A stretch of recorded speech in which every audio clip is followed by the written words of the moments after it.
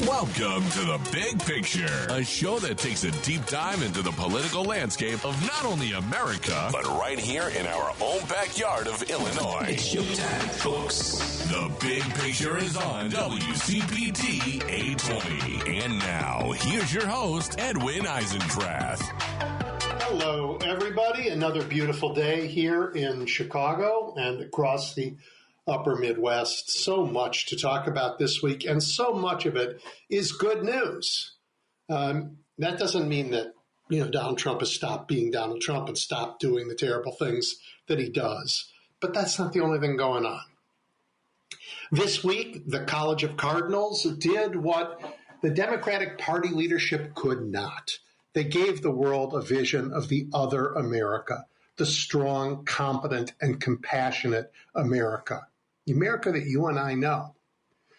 Pope Leo XIV, celebrated here in Chicago as a baseball fan, a regular guy who gets on a ladder to trim tree branches at his brother's house, a man who likes a good Chicago hot dog. He launched his papacy by talking about leadership. Now, look, I know leading the Catholic Church and leading the government of the United States, these are two very different things. Still, it's hard to hear his admonition about successful leadership and not be ashamed of what we see in the White House. In Leo's first homily, the one he gave in the Sistine Chapel to his brethren, the cardinals, this American Pope taught that it's essential for leaders to set their own ego aside and to focus on the mission. He said, "It is to make," and this is a quote, "it is to make oneself small so that he may be known and glorified, to spend oneself to the utmost so that all may have the opportunity to know and to love him." All right, this is the teaching of a man of faith, saying that successful evangelism requires moving out of the way to make room for Jesus. I'm of a different, older Jewish faith, but I admire the humanity, the strength, and the wisdom in the Pope's counsel. And look, I read it as an example of leadership utterly missing in the false prophet in the White House. And look, when Leo calls upon the cardinals to lead with humanity and compassion, he is not asking them to do the impossible. It is, after all, not so hard to do good in this world. It's not so hard to focus on others. It is not too much of a burden to care for those who are in need. In the Hebrew Bible, when God gives the Torah to the people, there's this famous quote there, and he says, "Surely this instruction that I enjoin upon you this day is not too baffling for you, nor is it beyond reach. It is not in the heavens that you should say, who amongst us can go up to the heavens and get it for us? Neither is it beyond the sea that you should say, who among us can cross to the other side of the sea and get it for us? No, the thing is very close to you, in your mouth and in your heart to observe it." It's not too hard. And look, and often in American history, we've chosen leaders who understand this. Despite the politics, they've done a lot of good. We've had presidents, senators, members of Congress, mayors, school board members who feel the awesome weight of service every day and of the responsibility of authority. And they call on the people who work for them, the administrators of their governments, to put people first. It's only because of that Martin Luther King was able to say with some confidence that the arc of the moral history bends towards justice. Very often we have made progress. And this week, the College of Cardinals elevated a Chicago into the papacy and sent a message that there is power in humility and righteousness in service. And you know what? Because of that, we now have two examples of American leadership: a pope who teaches compassion and love of others, and a president who valorizes cruelty and love of himself. And while the Pope talked about the dignity of every human being, Mr. Trump floated the idea of ending the right of habeas corpus. This is an idea that appears in the Magna Carta. It's 1,000 years old, and it has ever since been the bedrock of legal rights. It guarantees that a government can't just make someone disappear without a trial. Mr. Trump wants that power. And look, of course, we've already seen what he might do with it. We have an example. His name is Kilmar Abrego Garcia. Mr. Trump took him off the streets and sent him to a prison in El Salvador. His administration was forced to admit that that was a mistake. The Supreme Court ordered him to facilitate Abrego Garcia's return to the United States, but Trump is ignoring that order. Who else has been swept up and disappeared into that dungeon? We don't know, but this week in Wired, there was reporting that there are others. How many? We don't know. And yet, this man wants the power to do it to anyone. This week, we also learned that the Trump family has increased its personal wealth by, get this, $3 billion since inauguration. That's $1 billion each month since taking office. Is that from all his smart business acumen? No, it is not. It is the most corrupt and no doubt illegal abuse of power in American history, maybe in the history of the world. Can it be that in this once great democracy, that the aim of our government, of your government and mine, is the enrichment of one man? No, it cannot be, and yet here we are. Look, in a working democracy, in a nation of laws, a president who is this corrupt would rapidly be investigated and prosecuted. But in Donald Trump's America, the Justice Department isn't interested in the rule of law. It exists to impose his will on others. The FBI is not there to investigate crimes. It exists to intimidate and remove those who annoy him. The Treasury Department is not there to strengthen America's economy. It exists to create opportunities for deals or market manipulation that will further enrich Mr. Trump. It's disgusting. Democratic Party leadership has so far proven feckless and weak, but ordinary Americans have not. We have shown up. We have protested. We have voted down MAGA candidates in state elections from Texas to Wisconsin. I saw someone wearing a Harvard sweatshirt the other day when I was walking my dog, and I asked if she went to school there. She said no, but she was wearing the sweatshirt because Harvard stood up to Trump and she wanted to wear it. It's a small example, but it's no different than the big one, Microsoft moving its huge legal business to Jenner and Block, a law firm that fought against Mr. Trump's effort to extort it. The new Pope will preach the gospel with courage and humility. Here in the United States, where our president abuses the awesome power of his office every day, it's up to us to preach a different kind of good news. There are thousands of examples of fighting back. There are thousands of examples of decency out there. And the numbers are growing every week. Cruelty and cupidity are not the only news. So are compassion and generosity. So is the people's determination never to be subjects rather than citizens. Two very different kinds of American leadership are now on the world stage. Which one will we choose to be like? Which one? I call upon each of you listening to bear witness to the crimes, to interrupt the lies, and to reaffirm our commitment to the rule of law and, yes, to each other. It's not that hard to do. And choosing this path will, in our time, bring an end to this terrible regime. I have a great show for you and lots of good things to talk about. We'll take a break. When we come back, I'm joined by a fabulous professor, Abraham Newman. Stay tuned. You're listening to The Big Picture with Edwin Eisendrath on WCPT 820. Abraham Newman is a professor in the School of Foreign Service at Georgetown University. He's the author of several books, including Underground Empire, How America Weaponized the World Economy. We last spoke after he and his research partner, Henry Farrell, published an absolutely fabulous piece in Lawfare that described Elon Musk's weaponization of our government. And he has been paying attention to what's going on. Abe, welcome back. Thanks, Edwin. Great to be here. Hey, before we turn to more current news, or maybe this is more current news, I'd love to get your take, sort of an update on the Doge stuff we talked about last time. In particular, this, as you described it, panopticon, this ability to see everything about us that he seems to be trying to build. Has he done it? What has he taken? And what danger do you think this poses to all of us? Sure. So I definitely think they have not stopped.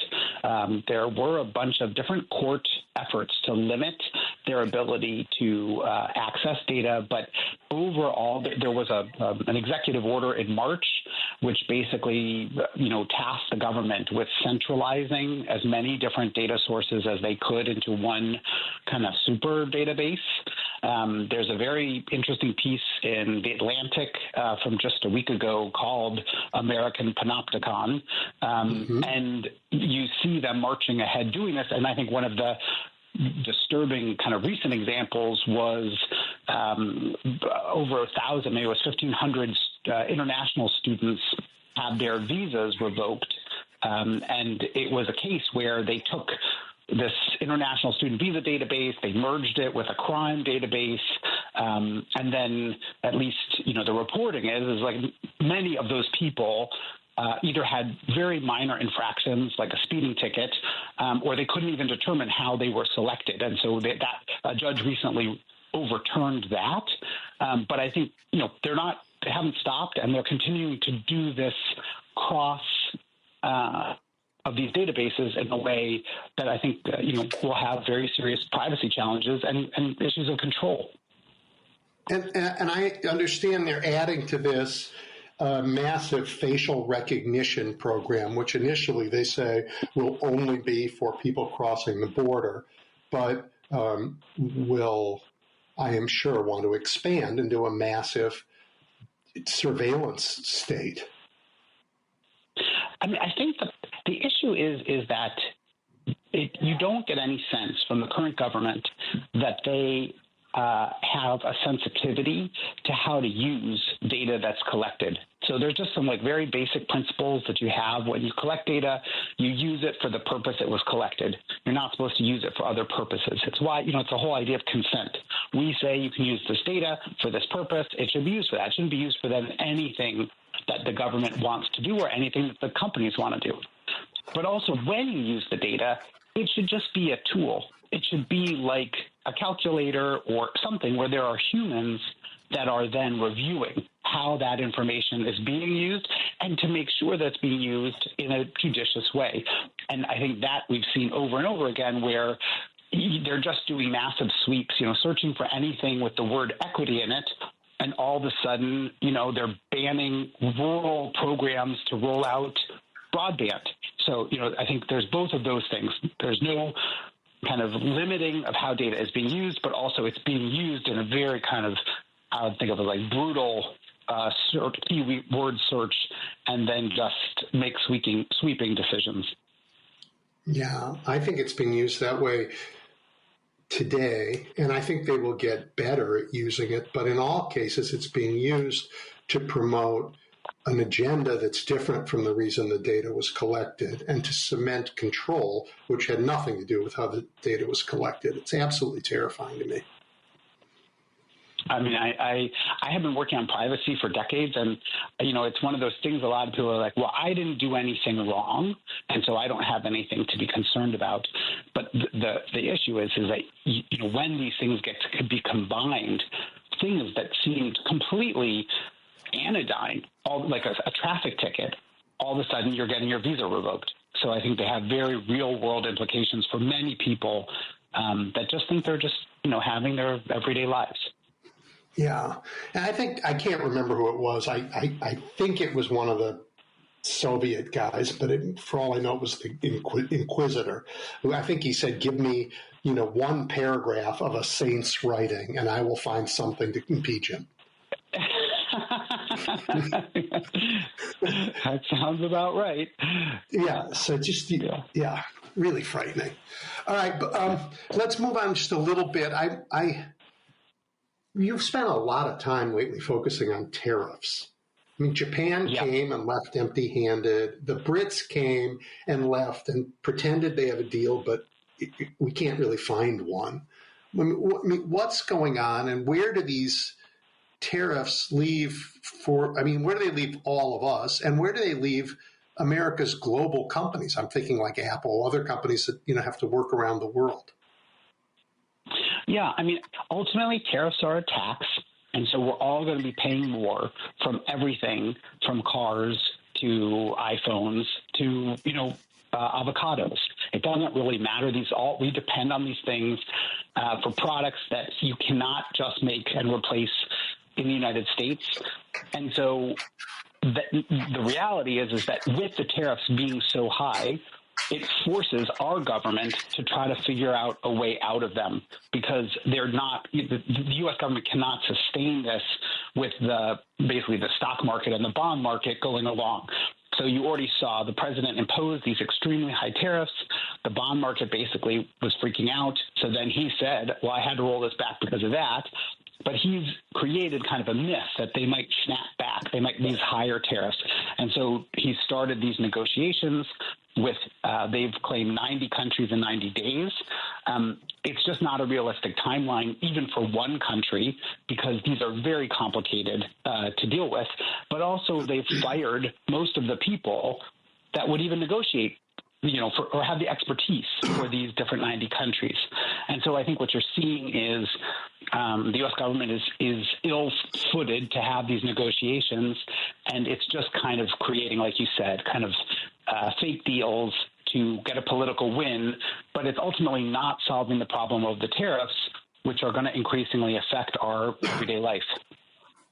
Are these tariffs the biggest tax ever imposed by our government on us?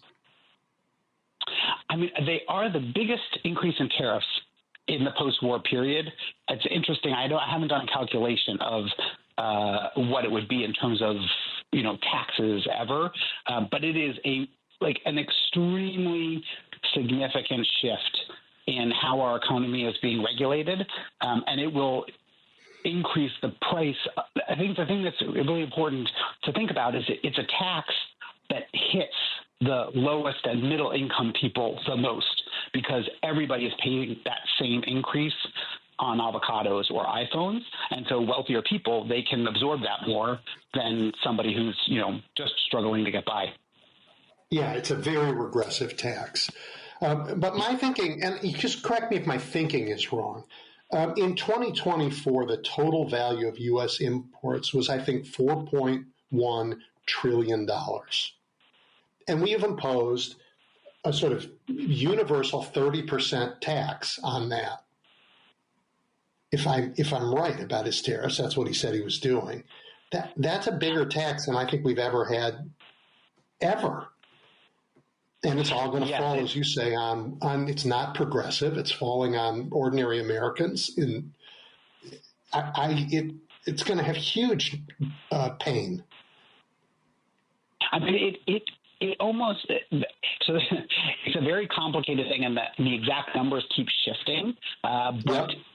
So right now it's 10% across the board, then an extra 25 on cars.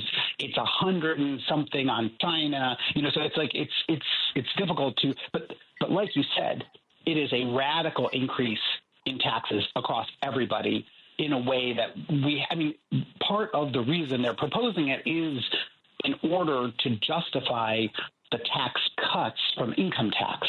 Because the president has said multiple times he wants to shift from an income tax-based system to a tariff-based system. And like you said, that's just a regressive way to raise money. It shifts from those people that have the most money to putting the biggest burden on those that have the least. Right. Transferring, once again, whatever wealth we have left to a few people at the expense of everybody else. And these tariffs are not only a huge tax increase, because of that is what they are. But one of the consequences of it is a collapse of our supply chain, which won't be fixed overnight and take decades. And the implications of that are what? Empty store shelves. I mean, I know the president wants to pick on little girls and say, oh, you'll be fine with 2 dolls. But it isn't just somebody getting a doll that's impacted, is it? No, I mean, and there are clearly a whole host of goods. It just doesn't make any sense. We're putting tariffs on countries like the Philippines or Vietnam, where one of the things we import is like tropical fruit. So we don't make tropical fruit. You can't get a mango to grow here. So, it's like those things will just become more expensive with really there's no perspective that we would be able to replace that. But I think the more serious thing. Coffee, exactly. Coffee. Yeah. Wow. But the more serious thing is that, it's like our companies, they depend on parts that are made in many other countries. And so you've seen this with like the UK deal. One of the things the UK deal is it lowered the car tariff to 10% for British cars. So we're talking Bentleys and Jaguars, where U.S. companies, because of their supply chains route through Canada and Mexico, they would face a higher tariff on most of the parts that they put into their cars. So they're screaming right now and saying, you're giving basically luxury cars from England a better deal than you're giving us. And so I think on the one hand, it just hurts our own companies. It hurts consumers because they're not going to be able to replace these things like coffee or mangoes. But finally, what you see is it creates this other political drive, which is countries and companies come to try to get exemptions. And that just puts them in the hand of the president because he can extract what he wants for those types of concessions. So you saw like Apple got a big concession, an exemption for its supply chain for iPhones. And then you just have to wonder, like, well, what did Apple give in return to get that exemption? And that whole system of tariffs, it creates that kind of dynamic. Well, let me ask that question. Let me actually ask you that question.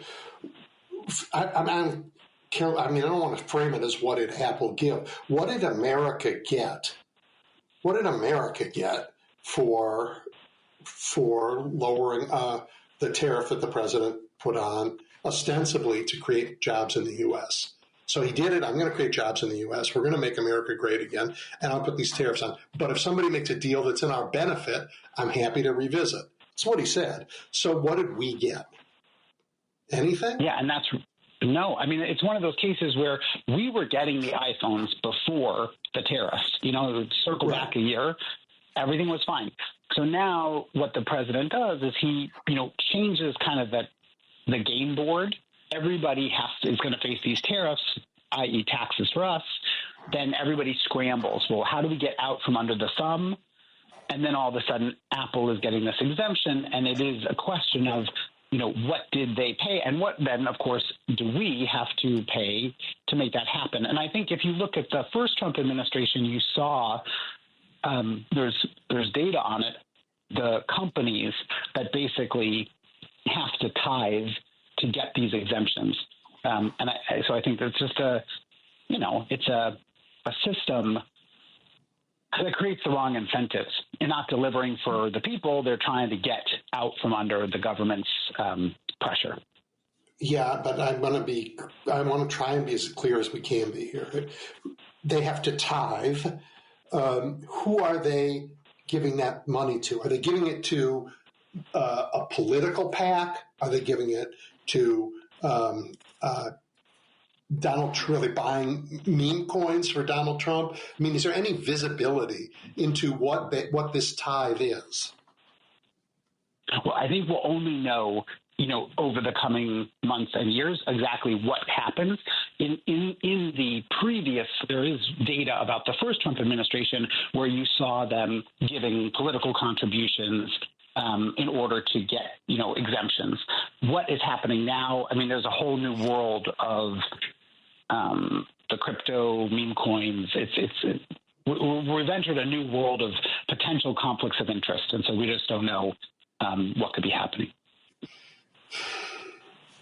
But what we do know is that the policy of the United States is because Congress gave the president the ability to be unchecked in his use of emergency powers in the continuing resolution, which says a day isn't a day, so we can't stop him. So he could create this emergency, put on these tariffs, and then negotiate side deals that we won't know what they really are for potentially for years, maybe ever, given this other thing, and we just have to assume that's in the country's interest.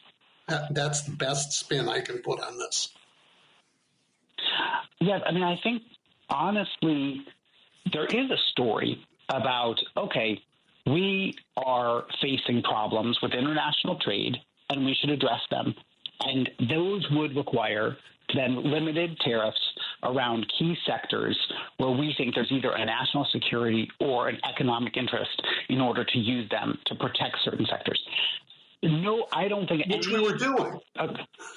We were doing, yes, and we were doing. But I think no economist would say blanket tariffs against countries that are our allies, as well as those that are trying to help us deal with China. I mean, we have a series of countries in Asia, the Philippines, Thailand, Vietnam. They would all like to work with us to manage risks that China poses both economically and in terms of security. And we're basically, turning them away. So it not only undermines our security interests, but it pushes them to have better and deeper economic ties with China because they don't have an alternative. So the whole policy, it just doesn't really make sense. And I think there was like a Wall Street Journal article kind of describing when Trump decided to do this tariff policy, and it was, some different people in the room, they were shouting different proposals, and he was just like, let's do it all. And I mean, unfortunately, I don't think that's the basis of reasonable policymaking. No, he's an idiot. I'm sorry. The man believes, I think he said this, that a trade deficit is a sign that we are being ripped off. And let's explain to people why that's not. You go to the store and you buy an orange. You get the orange, they get the money. That doesn't mean you were cheated. I always tell my students is like, we all run a trade deficit at Trader Joe's. It's like, we all love to go to Trader Joe's. You get your peppermint bark or whatever. You enjoy what you got. And we get so much from international trade. I think it doesn't mean that we shouldn't think about how we manage the global economy. I mean, if I was going to focus on something, the real problem with globalization, it's not the trade part. It's about what do we do with all the money that we get from it. The United States has been growing and has seen huge leaps in productivity. People are doing a better job at work. But even as we have growth and productivity, we've seen growing inequality. Well, that's not because of trade. That's because we're not distributing the money that we make in a fair way. So if you're going to put a pin on what is going wrong, you have to look at that end of the equation more instead of the kind of, it's just about the trade deficit, which just doesn't, like you said, if that's just we're buying things and we like those things we get to buy. And as you pointed out, the question with all of this vast wealth that we are creating, that we have created, since 1980, really, we've seen inequality grow enormously, and that the benefits of the wealth we have created have gone primarily to the wealthiest as opposed to the rest of us. This imposition of tariffs doesn't fix that problem. It only makes it worse. It only makes it worse. It only makes it worse because we're gutting basically the tax base, and at the same time we're focusing the taxes on the poorest people. So we're gonna have fewer safety net programs at the same time that we're gonna put more burden of taxation on those struggling the most. So it definitely is not going to solve that problem. I think you direct the Center for German and European Studies at Georgetown, and I'm guessing that gives you insight into the thinking from Europe about what we're doing. And I'd love to know what you are hearing about our European, at least until recently, allies and friends think about, well, the whole range of Trump administration activities as it relates to Europe. And so here I'm talking about the tariffs, but I'm also talking about this sort of bizarre, I don't know whose side we are on, with regard to Ukraine. Sure. I mean, I have a very personal angle, which is this is really the first time in my life where I have had multiple people ask, is it safe for them to come to the United States as visitors, as tourists, as students, as scholars? And so we should not underestimate. I tried to tell them, look, there's only been a limited number of students that have been, arrested and then deported. But the images that are shown and the idea that could happen because you write an op-ed in a newspaper, I mean, it's for many in Europe, they are really worried about what is happening here. And I have to say, in my own interactions with students, they're worried too, because it's a radically different environment from what we know and what we're used to and what America is. Well, what you and I think America is, for sure. Well, I have to believe it still is a place where, people from other countries can come and feel safe and also to be able to participate in conversations about, whatever topic they want to talk about. Yeah, but we have an administration that does not believe that and doesn't want them. And that's deeply frightening, not just for the foreigners who come here, but for those of us who live here. Of course. I guess I want to stick with the students for a minute. I was thinking about talking about what they think about Ukraine, what they think about tariffs, but this business of students not being safe. I wonder whether Europe is going to say some point to the United States, you need a visa to come here. We're done. This free movement of people. If you're not going to do it, we're not going to do it. You need a visa, and if you come from a red state, it'll take 7 months to go visit Rome. Are we getting to the point where they are that frustrated with us? I mean, I haven't heard any conversation about that yet. And I think actually what's more likely to happen is Europe is going to move on and maintain openness, keep having people come and keep trading and kind of just pass us by. I think the bigger issue for the United States when it comes to Europe in terms of movement is just Europeans will choose to vacation somewhere else. It's like Florida for many Europeans is like the place to go. And that I think we'll just have to wait and see. We've already seen a dip in international travel and whether that just grows over the coming months and years. Yeah. Well, what happens? What is the thinking about J.D. Vance's so-called fight for free speech as it relates to the extremist right-wing political party in Germany? Yeah, I mean, for many, so this was at the turn of the year, there's always this conference in Munich, the Munich Security Conference, and it's kind of like the central moment where all Europeans come together, the U.S., NATO allies, and they talk about kind of what's the leading problem facing the security community. And, of course, Ukraine is there's a war going on the continent. Russia has, persisted in its invasion, and everybody was hoping to hear what was the U.S., the new administration's view on this.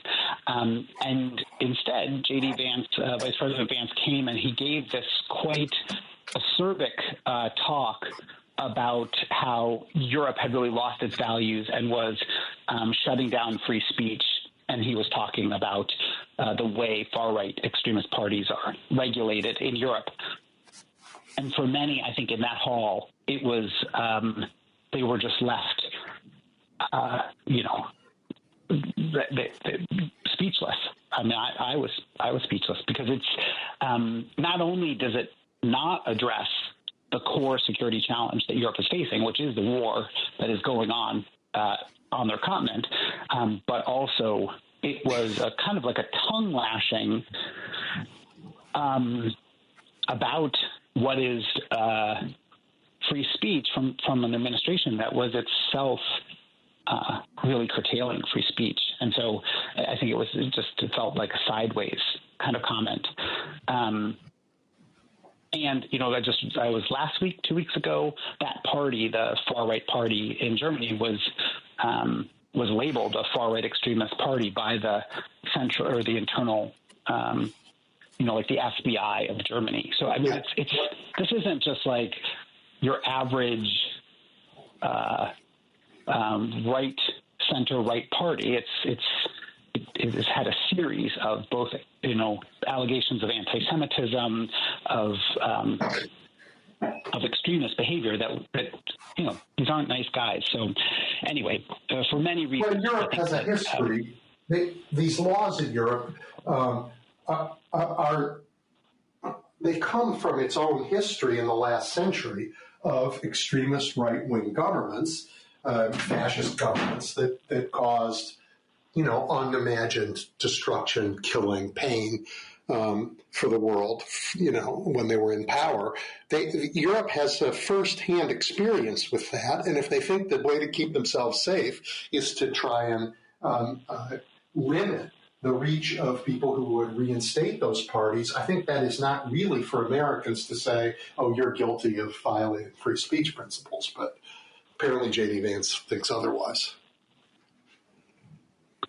Yes, I don't think there was a lot of historical nuance in what he was saying.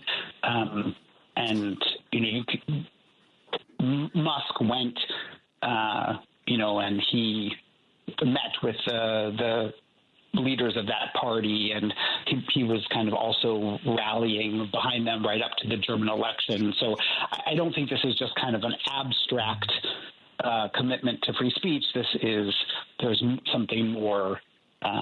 These are their allies. Is what we were telling me. Yeah. Yep. I think you recently traveled to Asia. What did you hear there? So we've talked about Europe. Let's talk about Asia. Yeah, I mean, in Asia, these are some of the countries that are our deepest allies. I was in Japan and Taiwan, and both of those countries are so. It's hard to really describe to the average American how committed they are to America as a global leader.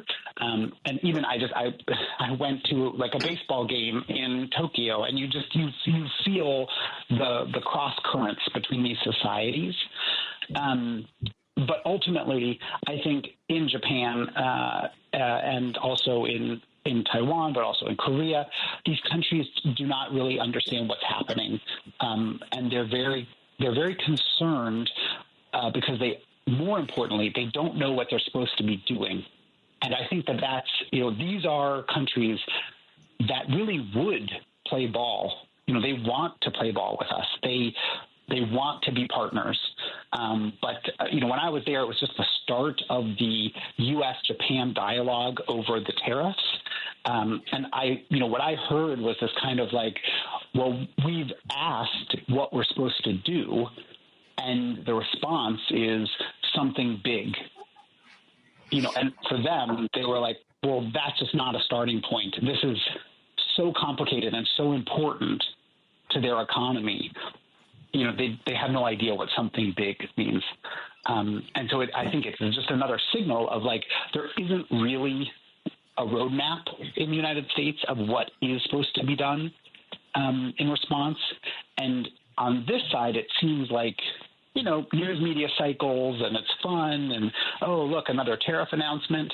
But for many of these other countries, it's both deeply unsettling about U.S. leadership and credibility, but also they're just kind of left, adrift, not knowing what they're supposed to do to resolve this problem. That is a hallmark of Mr. Trump. He wants people to be, he has always wanted people on the other side of the table to feel confused and adrift. It gives him more opportunities, he thinks. But that's no way to treat allies. I think one of the problem, I agree, but it's like it's a short-term versus a long-term issue. In the short term, it gives the U.S. and Trump more leverage. But if you don't have a strategy of where you're going, if it's just to create that ambiguity, then at some point people start to say, why should I negotiate with you? You're always going to change your mind. And then it can really lead to a very different outcome where ambiguity doesn't give you power. It really, you're the boy who cried wolf.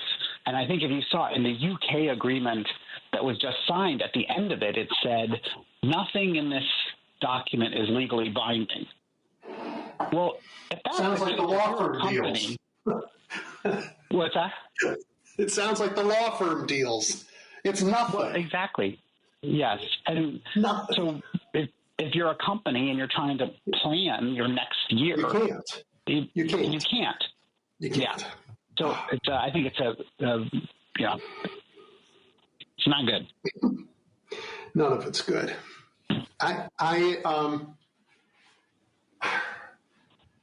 don't know how to get my arms around the corruption, the narrow-mindedness, and the, as you say, the just strategic stupidity of all of this. And I understand the Chinese did actually meet to discuss tariffs, and they walked into the meeting, and very soon after they turned around and walked out. And I don't think, as we speak, at least I haven't heard reporting that explains why they walked out. But it may be for the very reasons that you stated, that they don't know it make any sense to negotiate with their partners across the table because they don't trust them and they're not reliable. Yes, I think the reporting on China, it'll be very interesting to see what happens because there's been kind of mixed reporting. Somebody mentioned they might have walked out, but then somebody else said they went to lunch. So, it's a little bit too early to tell. But either way, there's a great piece in, I think it's the most recent issue of Foreign Affairs by Adam Posen. He's the president of the Peterson Institute, which is like an economics think tank here in D.C. And he makes an argument that just China is in a better position to, to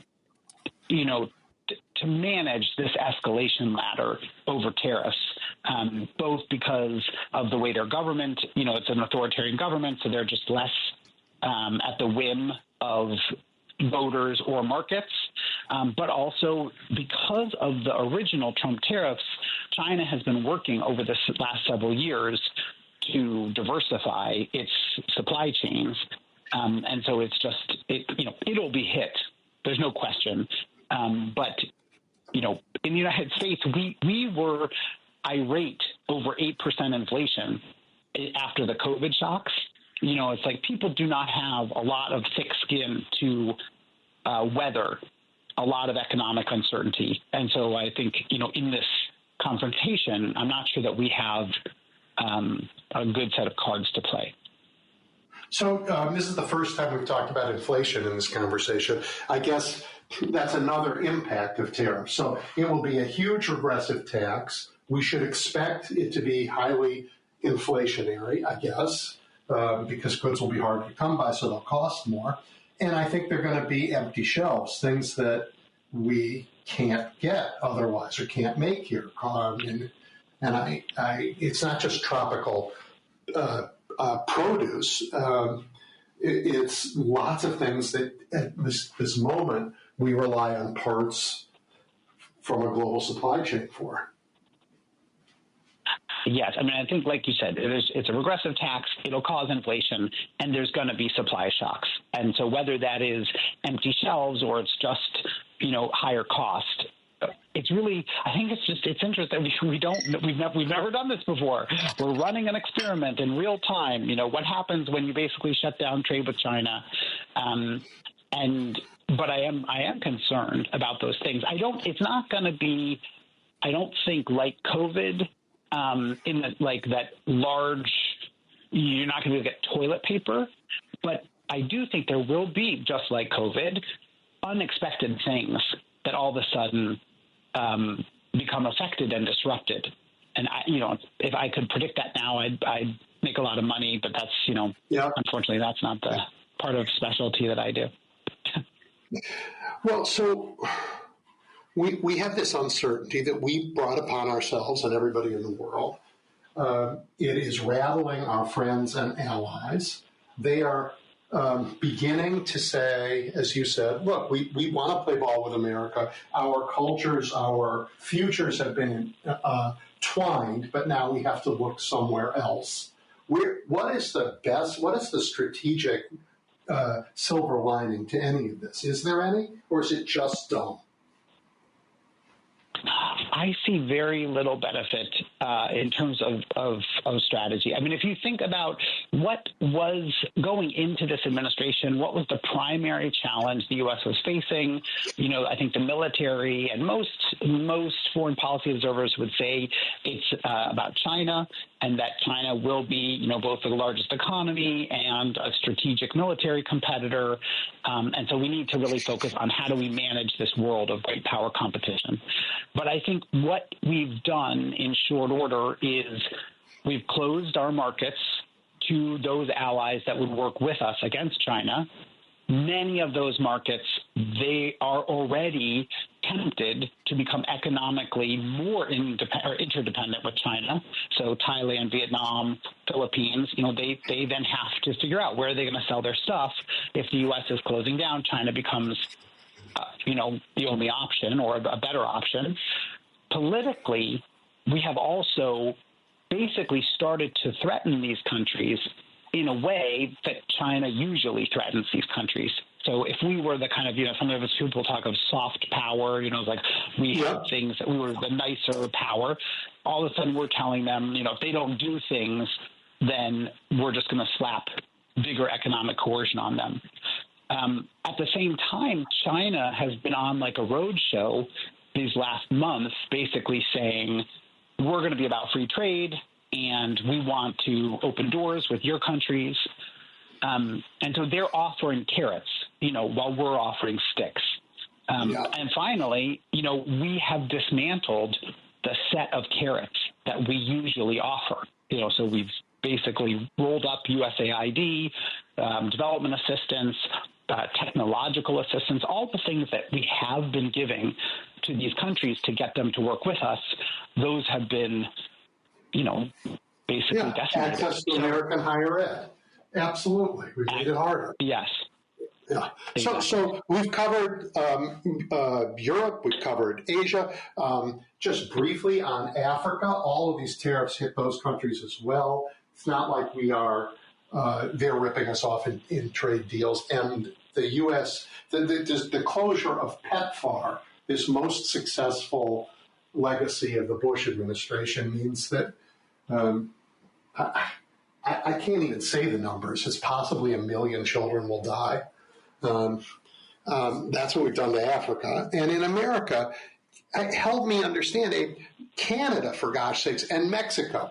Donald Trump personally signed the trade agreements in his last administration. He said NAFTA was no good.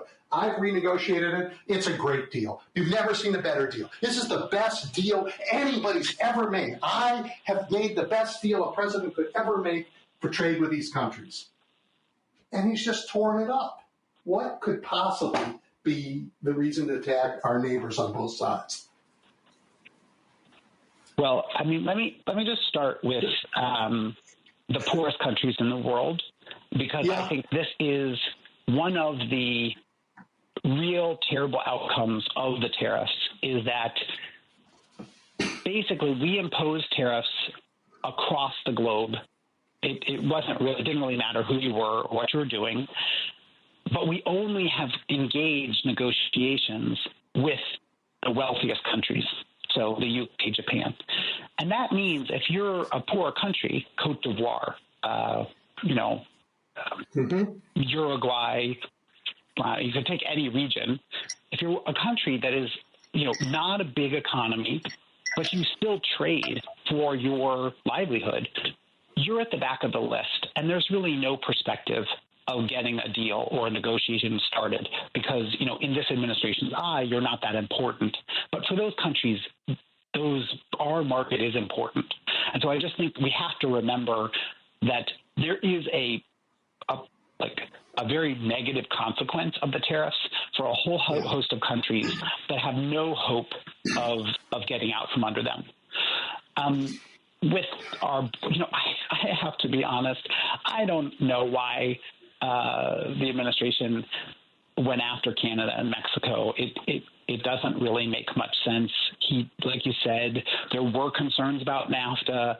He renegotiated them. At least he said that they resolved those concerns. You don't really hear him talking about reasons when it comes to Canada and Mexico. It's about fentanyl. But that's not, when you think about how much benefit we get from the free trade agreements, you could just cooperate with Canada and Mexico on fentanyl. It doesn't need to be get rid of it's not, it's not one for one. It's not matched in that way. And ultimately, even fentanyl, there's really very little fentanyl that's happening at the Canadian border, even though that's where he's been so aggressive in his tariff conversation about, making Canada a 51st state and all that. So I don't think that there's an economic logic to it. I think it's more about asserting power in the hemisphere. Yeah, Abe, I am a son of the Great Lakes. This is the part of the country I grew up in. And the other half of these Great Lakes is Canada. They're just on the other side of these lakes. They're our neighbors. And you can cross, from one to the other across this water without much in the way of surveillance or infrastructure. You can go through the roads, you go through a checkpoint, or you take a canoe, for gosh sakes. This has been a relationship of trust, since the end of the 1812 war, I think. And to push back in another direction is, for those of us who live in this part of the country, just beyond absurd and dangerous.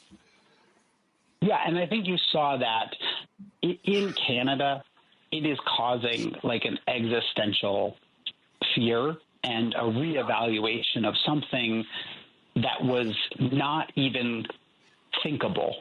I think for many Americans, once again, this is just similarly to the Japanese, for many Americans, we don't think about Canada or Canadians.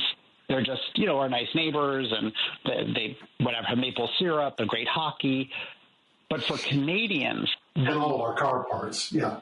The belief that the U.S. was its deepest friend was just embedded in its consciousness.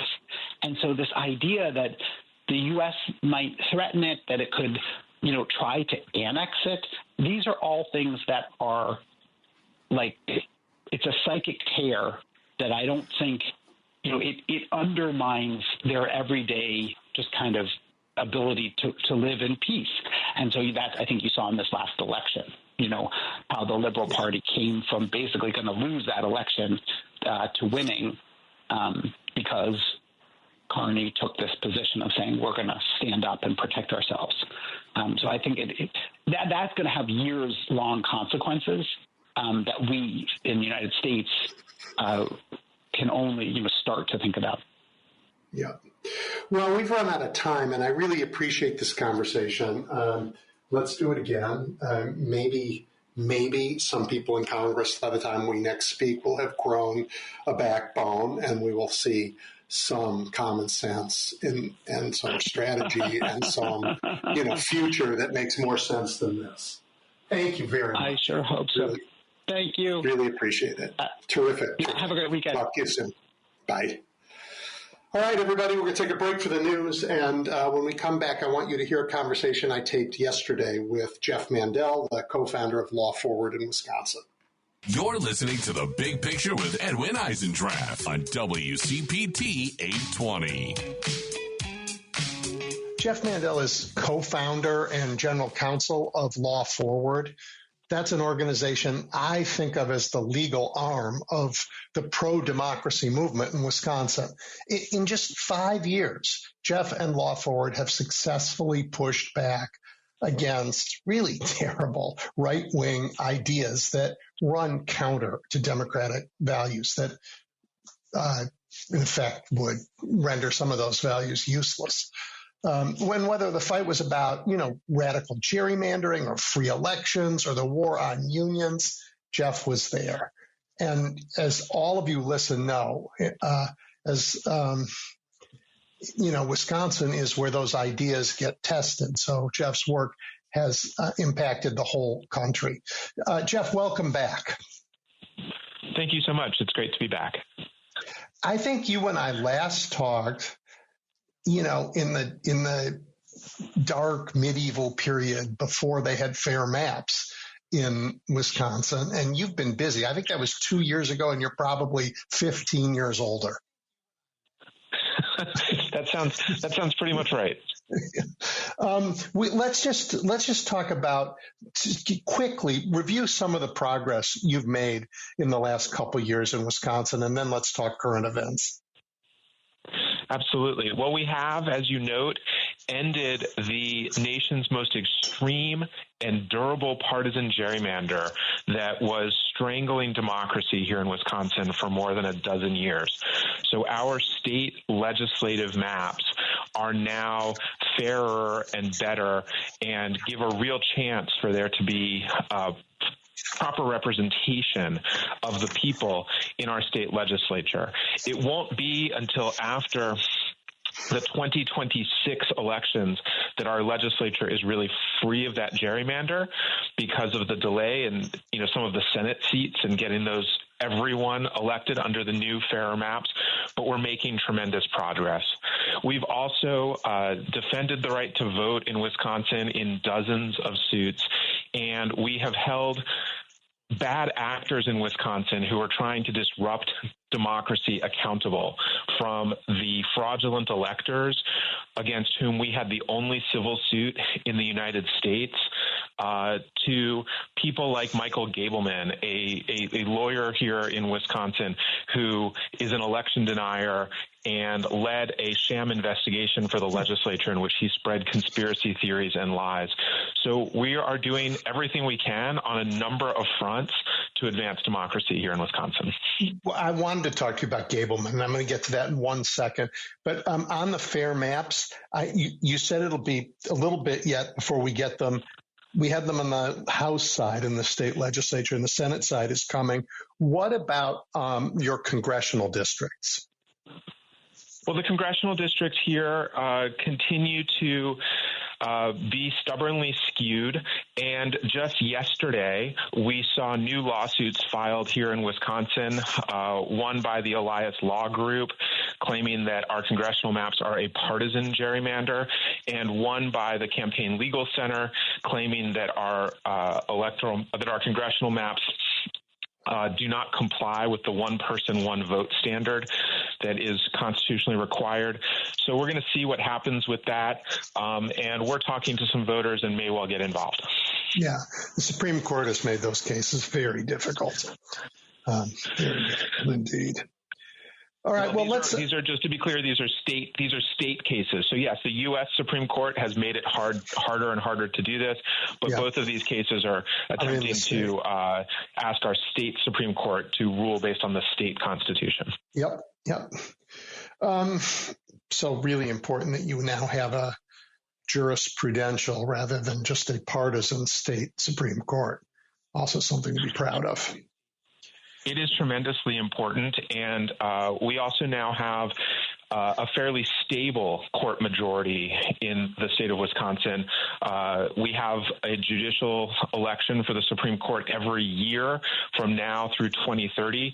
But despite that, because of sort of the sequence of elections and which justices are up, we have a stable jurisprudential majority for at least 3 years. Yeah, very, very important. All right, so you raised Gableman, and I don't know if my listeners remember this. We have this, terrible habit in America of spending a lot of time on stories and on people in those stories when they are at their hottest, then we forget. So let's revisit Michael Gableman, because he was once a Supreme Court justice in Wisconsin. Then he led that sham investigation you talked about, and he was really so impossible that even the Republicans finally turned on him. But people don't understand that it takes time, but we actually can, maybe Donald Trump accepted, hold people accountable. I think that's right. And there's a connection between Gableman and Trump himself, and I'll talk about that too. So as you note, Michael Gableman spent 10 years on the Wisconsin Supreme Court. He won that seat in an openly racist campaign that was so overtly racist that some of his TV ads led to disciplinary proceedings against him. Those proceedings ended they fizzled because the Wisconsin Supreme Court deadlocked 3-3 on kind of an ideological basis between, Mr. Gableman's partisan supporters and his partisan opponents. And so the charges fell apart because the court couldn't decide. Gableman spent his time on the court as an undistinguished justice, and he did not run for re-election in 2018, largely, I think, because he didn't have any real support, even from the conservative forces that had plucked him from obscurity and had him run in the first place. He left the bench. He wound up working in the first Trump administration in the Office of Personnel Management, which is the HR office for the federal government. And then when Trump lost, he immediately came out and started yelling about voter fraud and conspiracies with no basis or real knowledge. The following year, in 2021, the Wisconsin Speaker of the Assembly, Robin Vos, took a private plane flight with former President Trump to a fundraiser in Alabama. And Vos had been pretty good about insisting that Wisconsin had a reasonably fair election and that Trump had lost. But when he got off that plane, after spending a few hours with the former president, he announced that he had decided that maybe things weren't on the level and that there would be an investigation. And he hired, at taxpayer expense, Michael Gableman to lead that investigation. Gableman's first public comment upon being hired was that he actually didn't understand how elections worked in Wisconsin and didn't know what he was doing. He spent his first few weeks at a public library terminal in New Berlin, Wisconsin, researching election law because he didn't own a computer. Vos has subsequently said that at the time he hired Gableman, Gableman was working at Home Depot. The entire thing was shambolic. Gableman spent tax dollars and went to Mike Lindell, that's the MyPillow guy, to a symposium he ran about crackpot anti-democracy theories. He used taxpayer dollars to take himself and a couple of people he had hired down to Arizona to watch the Cyber Ninjas audit of the Arizona election. That's the one where they were convinced that there was bamboo in the ballots and it showed that they were from China. The whole thing was a joke from beginning to end.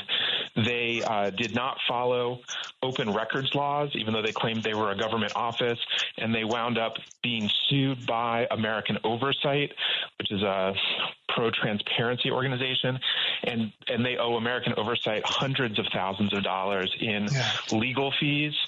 And eventually, as you note, Gableman was publicly saying that the state should decertify its electoral votes from 2020, even as he privately was acknowledging to Speaker Vos that that's not legal or possible. And when he continued to put pressure on Voss to do this thing that he was privately acknowledging could not be done, and Voss resisted, Gableman endorsed a right-wing primary challenge to Voss, and that was sort of the last straw for Voss. We talked about that on the show at the time. I mean, just madness. I mean, they eat their own, and, if they go down this road of madness, I don't know what they expect, except taxpayer money wasted, time spent on crazy things, and time not spent on the actual work that people send people to government to do.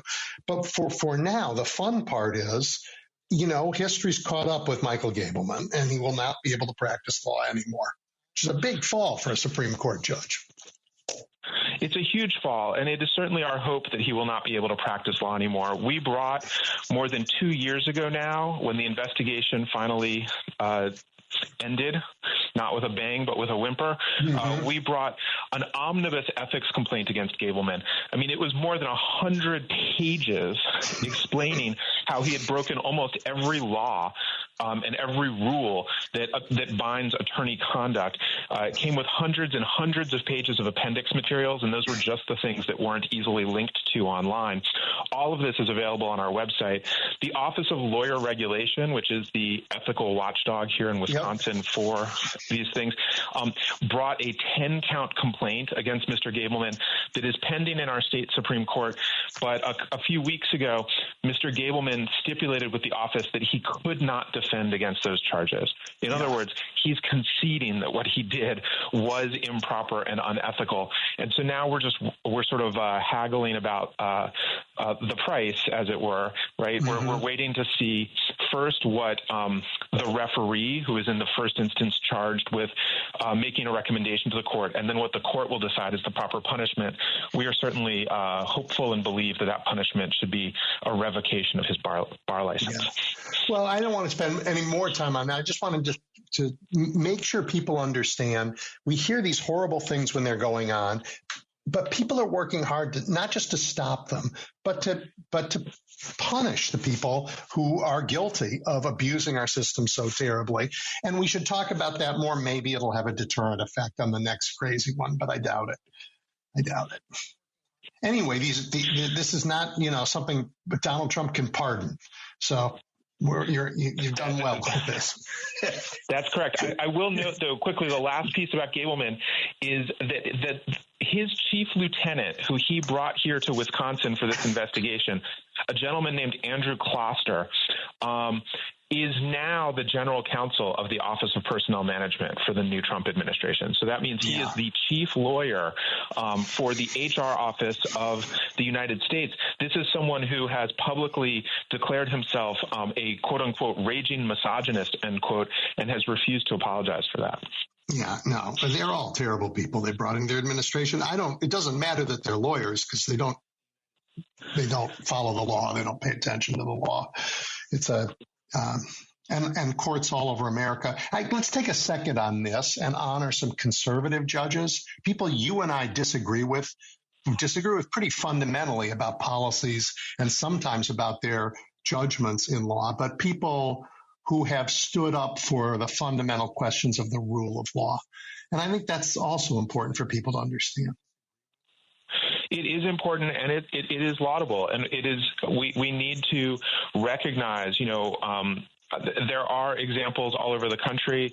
One recent one is Judge Wilkinson on the Fourth Circuit standing up for due process. This is someone, we're not just talking about a conservative judge. We're talking about someone who was shortlisted for the United States Supreme Court during the George W. Bush years and is really understood as one of the leading intellectual lights of the conservative legal movement. Yeah, but the rule of law is not a policy question. The rule of law is a fundamental one, and it turns out that people you and I disagree with agree on that, and that's also a piece of really good news. Okay, so it is, and it provides hope for the future. Yeah, I want to ask you about a bit of an obscure thing, because I have a caller to this show. She calls at the end of every show, named Nancy, who just says the two-party system has left her and millions of others out in the cold. Now, she and I don't fully agree on that, but I think she'll find some comfort in the idea of fusion voting. And that's something that you're talking about in Wisconsin. Can you tell us all what that is and why it might be important? Of course. Fusion voting is an electoral reform, right? Let's start with the idea that while we are all in a habit when we go to vote, and we think that's sort of just the way it works. You get a ballot, you pick people, those people get on the ballot through these established procedures. We could change some of those rules. And one of the most popular electoral reforms that we hear about more often these days is ranked choice voting or final five voting, right? Well, fusion voting is a different kind of electoral reform. And the idea of fusion voting is to look back in our history for inspiration. Fusion voting, in simple, means that candidates can appear on the ballot more than once for the same office and be listed with different party associations. We see this and sometimes read about it in New York and Connecticut, where liberal candidates frequently are also endorsed by the Working Families Party, and conservative candidates are also frequently endorsed by the New York Conservative Party. And so those candidates appear on the ballot twice. You can vote for them as a Democrat or as a Working Party's candidate, or as a Republican or as a Conservative Party candidate. And at the end of the day, we fuse or add together all the votes for the same candidate to see who won. But it's a way of allowing smaller parties to build and grow and try to develop themselves into a force in our political life. It's also a way of making sure that voters like Nancy, who feel left behind by our major political parties, don't have to choose between not voting at all or throwing away their vote by voting for somebody who not only has no chance of winning, but could very well be a spoiler and mean that the candidate that those voters like the least becomes the one who wins. And I said that this is historical. This is the way that politics worked in the United States for a very long time. And in Wisconsin in particular, it has deep historical resonance because the Republican Party was born in Wisconsin at the Ripon Schoolhouse when a number of anti-slavery parties came together and basically created the Republican Party as a fusion idea. They all promised to start cross-endorsing each other's candidates and divvying up which party ran people for different positions. And that is how they built the Republican Party. And once the Republican Party became solid and the Whig Party completely dissolved, and there was a Republican and Democratic duopoly in the late 19th century, they then banned fusion voting.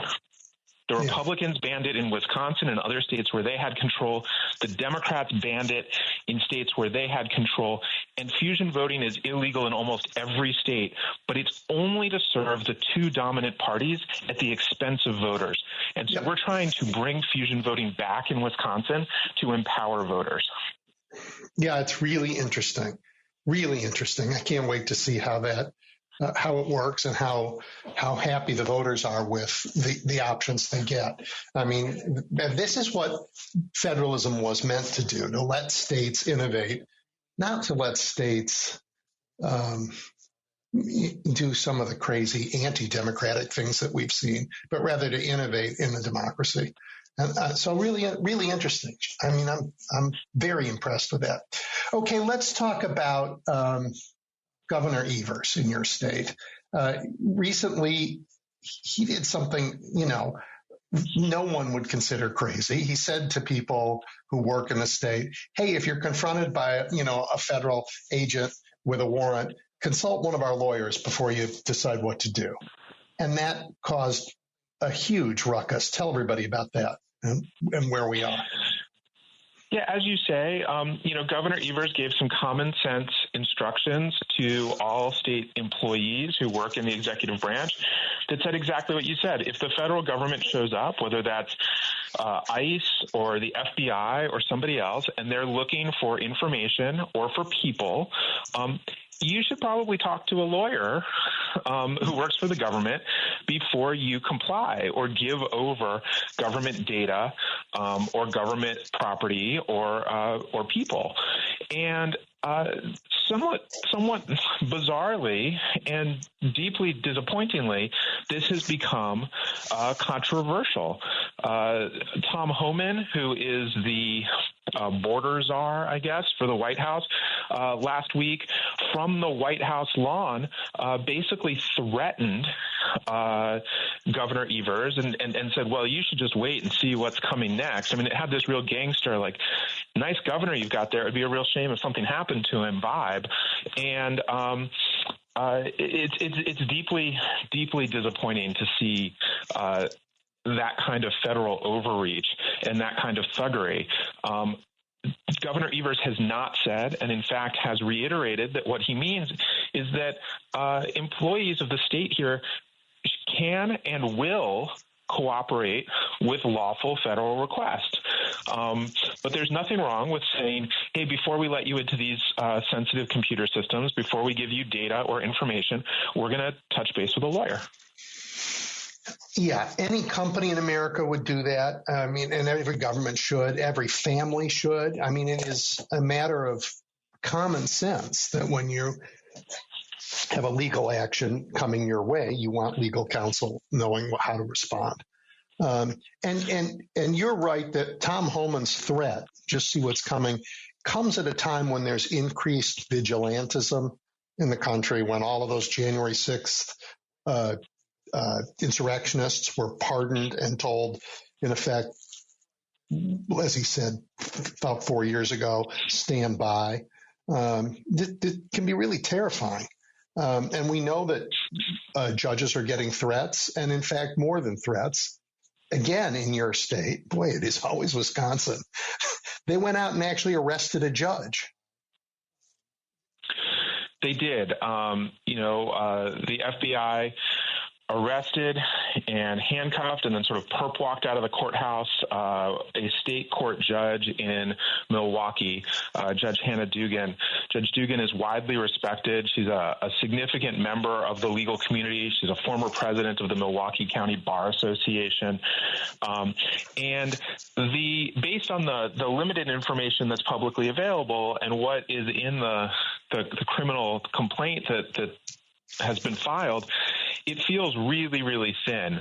And it looks like this is not primarily about advancing the law or good government, but is really about intimidation. Yeah, so the federal government is now willing to use all its power to intimidate, to shake down. I mean, I'll say that. I don't know that you can say that. But you look at what they're doing to universities, you look what they're doing to law firms and what they're trying to do to judges. And yet, Americans are holding by large measure. I don't think the judiciary is going to be cowed. I mean, Congress was cowed. The legislative branch in Washington fell apart. But the judicial branch seems to be holding. And maybe that is the legal training. I don't know. What do you think? Well, I think that's right. And I do think that folks who, most folks who have legal training understand, as you said earlier, Edwin, that the rule of law is not a political issue. It's not even a policy issue. It is a fundamental axiom upon which our entire country and society are built. And one thing, we were talking about judges earlier who have stood up and how laudable that is. I want to note that we've got prominent conservatives who have stood up to defend Judge Dugan.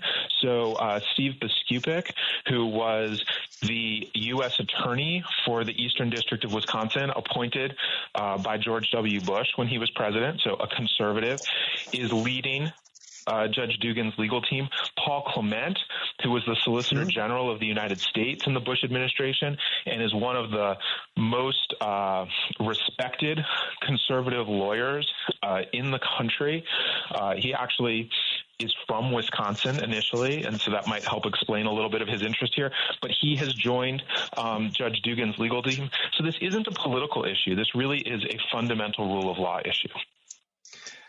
What do you make of the administration going after law firms and the choices that those firms are forced to make?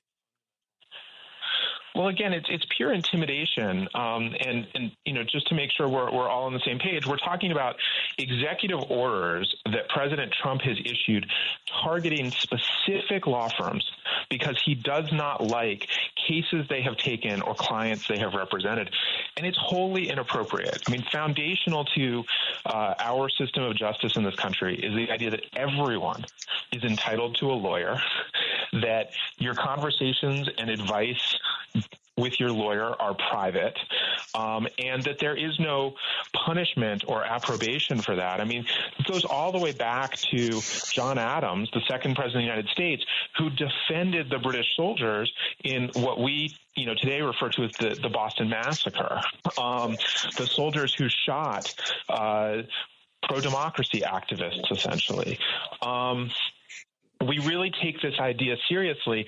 And when the president goes after individual law firms, he is trying to use the power of the federal government to intimidate them. And if you look at those executive orders, you can see it. The kinds of things that he is doing, he is stripping security clearances from everyone who works at those firms. He is prohibiting anyone who works at those firms from entering federal buildings, presumably, I suppose, including courthouses. So how would lawyers even be able to represent their clients if they can't go into the courthouse? And every one of these orders, there have been 4 thus far, every one of them has been swiftly shut down by judges. By judges, it's unfortunately, crazy. It doesn't stop him. You've got, well, number one, it doesn't stop him. And number two, you've got other firms that are choosing to capitulate and trying to strike deals, whatever that might mean exactly, with the president to avoid orders like this. And as best we can tell, these deals are not written down. They're not contracts or settlements. And it's leading to a lot of confusion about exactly what it is these firms have agreed to or have not agreed to. And it just the appearance of the whole thing really, I think, is dangerous to our basic values. Yeah. And I'm going to say the similar thing about universities, though they are truly being hurt. I don't understand. I guess I'm going to ask you a constitutional question. Congress could not do this. I think it's Section 9 of Article 1 prohibits bills of attainder. These are laws that go after one person, one company, because that's what the king used to do when he was mad at somebody. But I don't think there's a similar prohibition about the executive branch, but surely it can't be legal. Right. Well, there's not a bill of attainder prohibition against the executive branch, but what these firms have been able to say in court, and courts are uniformly agreeing with, is this violates the First Amendment. They are being punished for speech and association, as are their clients. It violates equal protection. It violates sort of the basic understandings of our country, and in that respect, courts have been very quick to strike these executive orders down. And what does it mean? I guess you have a guy who goes out.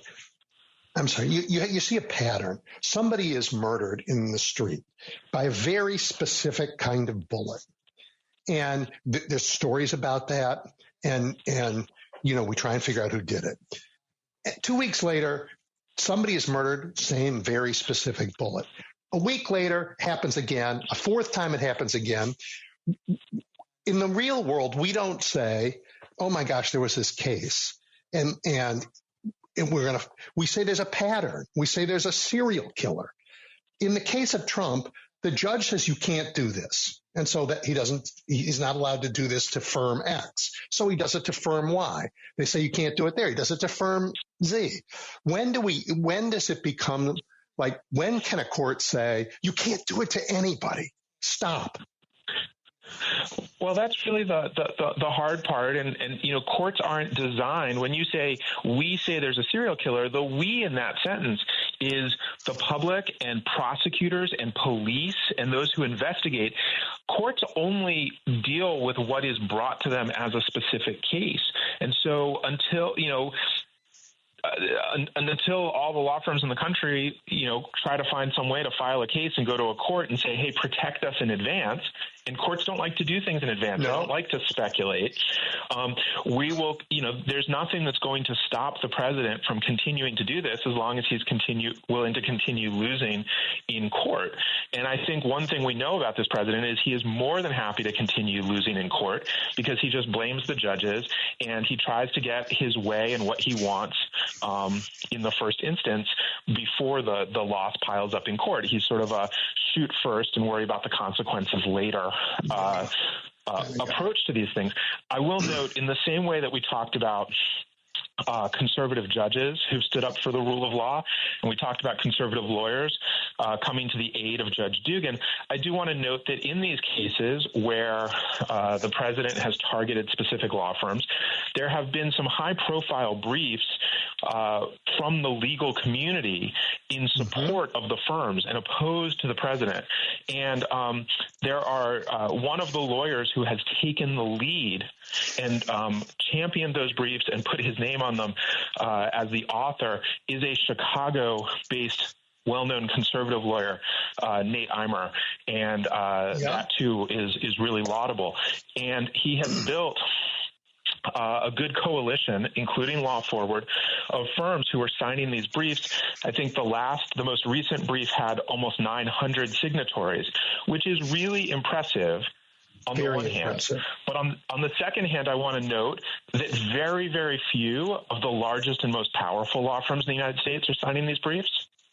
And there are almost 500,000 law firms in the United States. So when you think about it in that context, approaching 1,000 signing is a little bit less exciting. Yeah, the big New York law firms are an enormous disappointment, and I was very happy that Microsoft saw fit to move its business to Jenner, a Chicago firm that's standing up. Correct. Yep. And there's a lot of speculation that was related to this. I certainly hope that that's the case. Nobody has said it's not, and that in itself I think is telling here. But yes, we need more businesses and more law firms to stand up and say, this is important and the rule of law has value, and we are going to make decisions that advance that. Keep in mind that from a business perspective, it is, of course, scary to fight with the United States government. But our business, the reason that the economy and the business sector in the United States have thrived for so long is because we have a dependable, reliable rule of law and a fair legal system. And if we allow that to crumble, things are going to get very bad. Very bad, very fast. Well, look, Jeff, we are out of time. I hope we do this again and not have to wait 2 years or however long it's been. Your work is terrific. It is vital for Wisconsin and therefore vital for the whole country. And talking to you, we can see the progress, which is just enormously important these days. Thank you. Thank you, Edwin. It's a pleasure to be here, and I look forward to talking again soon. Bye. Bye. You're listening to The Big Picture with Edwin Eisendrath on WCPT 820. James Grossman is a historian, a leader of institutions. Here in Chicago, he once led the research centers and the fellowship programs at the Newberry Library. For the past 15 years, he has led the American Historical Association as its executive director. The AHA is an organization incorporated by Congress for the promotion of historical studies. It is, I think, the largest member association of historians in the world. Jim, welcome. Good morning, and thank you for having me. It's great to be back in Chicago. Hey, I know you and other historians, you like to study history rather than to make it, but AHA, you guys are now making history. You, along with other organizations of scholars, have now sued the Trump administration. Tell us what that litigation is about, what led to it, and what you're fighting for. Sure, but Edwin, I'm going to, as won't surprise you at all, I'm going to correct you slightly, which is that we historians love making history, not just studying. But our argument is that the way to make history is to learn it and to inject it into public policy and public culture, which means that we do make history. My argument has always been that every federal agency should have a House historian to inform the policies that they are creating. And that does have something to do with the lawsuit that you've described. So well, before you get into it, let me say I accept that friendly amendment. Okay, well, I'm glad. So the one last argument I can get into today, and I'm actually in a hotel looking out at the lake, and so I'm thinking peaceful thoughts. So what we've done is we have responded to the incursion, which is the only way to describe it, of the what is called the Department of Government Efficiency, or DOGE, as is known in the media, into the National Endowment for the Humanities. And as we all know, the DOGE has been sticking its nose into all sorts of different government agencies. And a few weeks ago, this happened at the NEH, or a little more than a few weeks ago. Like with other government agencies, they pretty much just walked in, were given permission by, at that time, the acting chair, who I don't think had much choice in the matter, to get into the records, to start messing around with the records. And in this case, they canceled 1,200 to 1,400 grants. And they terminated existing grants. They terminated grants that had, I believe, one of them might have even gone back 6 or 7 years, but most of them were from the last 4 years or so. And they sent messages, by the way, and they sent messages not from government emails even, to the grantees saying, your money's gone. And, on the one hand, one can say, well, this is a problem for organizations that counted on this money, that were doing programs, and that is a serious problem. But the larger issue is the attack on public culture in the United States, because they've gone into the Institute for Museum and Library Services, the National Endowment for the Arts. And we're doing this at an interesting time, this conversation, because yesterday the president fired the Librarian of Congress. He sure did. And so probably because she was a she and black, but right. And who knows? Maybe she didn't want to burn books. I'm not going to say. Queen Elizabeth I was famous for a quote. I don't have the precise quote, but she was famous for what she referred. She said, I don't open windows into men's minds. That's and I would respond the same way here. I am reluctant to ever infer people's intentions if I don't have good evidence for it. No, I think that's fine. Look at documents to see it. I think that's laudable, although I think we begin to have a pattern of evidence with these guys. And now, 100 days of seeing this again and again and again. But wait, before we get into that, I want to just spend time on your complaint, Jim. As I read through it, I was struck by a couple of things, and some things about DOGE. I study democracy, and one of the things that people say about whether or not a country has a democracy is whether there's an institution that isn't accountable to the public, that exercises parallel authority. And they're thinking about Pakistan, where there's elections, but the military actually rules, or Iran, where there are elections, but the mullahs actually rule. So you can, and DOGE seems to me an unaccountable and an example of a parallel authority. And your complaint so beautifully describes that they went in, the staff of NEH didn't know what they were doing. They didn't really, know what was approved. And it was a true example of an unaccountable entity that's really not part of the democracy, stepping in to the role of our institutions and governing, not on our behalf. I think that's right. I'm not going to take credit for the elegance of the prose or the elegance of the argument. I leave that to the lawyers. And obviously we have some very good attorneys working on this. And so they deserve all the credit for that. Yeah. And it also means I'm not going to get into the niceties of the legal arguments, but that's right. And this is not only the NEH. The Doge, alternatively known by various people as the Doge Boys, or worse, have done this in more than one agency. And I've been asked questions, and I don't always know the answer, which is, well, how did they get in? As far as I know, in this case, they walked in the front door. And I think that's been the case in most situations. I don't know whether there are some agencies. Well, I do know there are apparently some agencies where the head of the agency said, no, you can't come in here. But apparently they walk in the front door if the head of the agency permits them to come in, and they sit down at computers and they do their stuff. In this case, our lawsuit names the head of the Doge and the two operatives who came into the NEH to do the work.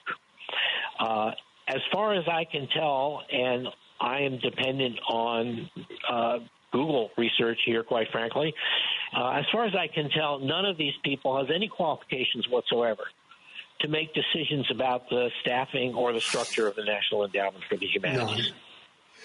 And Jim, I think that's crucial. Yeah, it is, because they're not interested in what you do. They have a different motivation. It's not only that. It's not only that. That's right. They're not interested. They have a different motivation. But it also highlights a much larger issue here. And I would recommend to everybody who's listening to this program a book by Tom Nichols at The Atlantic called The Death of Expertise. Tom's been on and talked about it. It's a good book. It's a very good book, and Nichols is a Republican. This is not a partisan issue here. And what's going on here is what Nichols is talking about, which is an attack on expertise. And we've seen this at the CDC, the Center for Disease Control. We've seen this all through HHS, which is basically pushing aside people who know things and saying it doesn't matter what the experts think. And this goes back, I think, to 2017 when Kellyanne Conway made that reference to alternative facts. Yeah. And we were told that this was a direct contradiction of a famous quote from Senator Daniel Patrick Moynihan, where when Moynihan said, everybody has their own opinion. Everybody's entitled to their own opinion, but they're not entitled to their own facts. Right. And that's what we're seeing here. We are seeing right? it. We're seeing we are. Some of the facts are hard to understand. And when I read your complaint, I was struck again by this. I mean, you say, I'm going to read parts. It says, Defendant Amy Gleason is the acting administrator of Doge. It says, Defendant Michael McDonald is the acting chairman of NEH. But it also says, Defendant Nate Kavanaugh is reportedly a member of Doge. Like, you can't even find out who these people are, what they're... Is they like vampires? That's right. Yeah. Wow. Well, because they have actually an official designation in the executive branch, I believe. And so they do exist officially. But that's right. Michael McDonald is completely qualified to make the decisions that he makes. Mm-hmm. He's not only the former general counsel of the NEH, he has a PhD, I believe, in Italian literature. So he is qualified as an attorney, as a humanist for that position. One can agree, disagree with decisions he makes, but he is completely qualified to make every decision regarding the NEH. But he wasn't making these decisions, apparently. Well, but Jim, some of the decisions that were made, while he has qualified to make them, I don't think they would be legal to make because they are not the executive branch's prerogative. They are not the administrator's prerogative. They are Congress's. Talk a little bit about the separation of powers problem here. Well, again, on the specifics, I am not going to stay way high up. Specifics I leave to the lawyer. That's right. I'm going to say way high up here. The specifics I leave to the attorneys. But the Congress created the NEH like it created the National Endowment for the Arts. It created the National Endowment for the Humanities in 1965. And it's very easy to read the legislation. It's not very complicated legislation. And they created it for certain purposes. And then over the years, certain practices developed at the NEH in order to implement those purposes. And it did not intend for the agency itself to be able to be destroyed by an act of the president. The agency was created by the Congress. So one of the questions, of course, is this destroying the agency? Is it not destroying it? The agency made $9 million in grants just the other day, the NEH. That is much, much less than they make in grants in a normal period of time, in a similar period of time. So one of the questions is you have legislation that establishes the NEH, and I would encourage everybody to read the legislation. I always tell people, read the legislation. And then we have appropriations. The last one was in the continuing resolution in March, where Congress says, and we are appropriating $200 and some million for to implement these purposes of the legislation. Stop there, Jim, and for 1 second. That is what's not being done. Stop there for 1 second, because I think people need to hear this. That continuing resolution was passed by Congress. I didn't want any Democrat to vote for it, but some did. But it was passed by Congress, and it was signed by Donald Trump. So by law, signed by Donald Trump, the NEH was funded to do a certain set of things, regardless of his own signature. On a law he signed, he then asks his team, his Doge team, to ignore that law and gut the agency. This is who we are. This is this lawless creature that is in the White House. It's appalling. As I said, I can't speak to that. That's for me, not for you. That's for you. That's for you. That's right. What I can speak to is that there have been practices by which the NEH has operated for 6 decades that will be ignored in the way in which they spend a lot of their money, and which are going to. And part of the problem is that what they've done to the NEH. Without, by the way, again, congressional approval in terms of appropriations, what they have done to the NEH is that they have decimated the staff. And traditionally, the NEH works through a process of peer review, which sounds very technical, but it's absolutely essential to make sure that what they fund deserves to be funded. So they receive proposals. Those proposals are reviewed by staff. They are then reviewed by people who are qualified to evaluate work in their field. If it's literature, it's a panel of literary scholars. If it's history, it's historians, before they give them any money. And one of the reasons this matters is this is what allows the NEH to leverage its funding. And the best example I can give you as I sit here looking at the lake is the Encyclopedia of Chicago, which was published in 2005 by the University of Chicago Press and received $600,000 from the NEH. Well, the project costs about $1.5 million.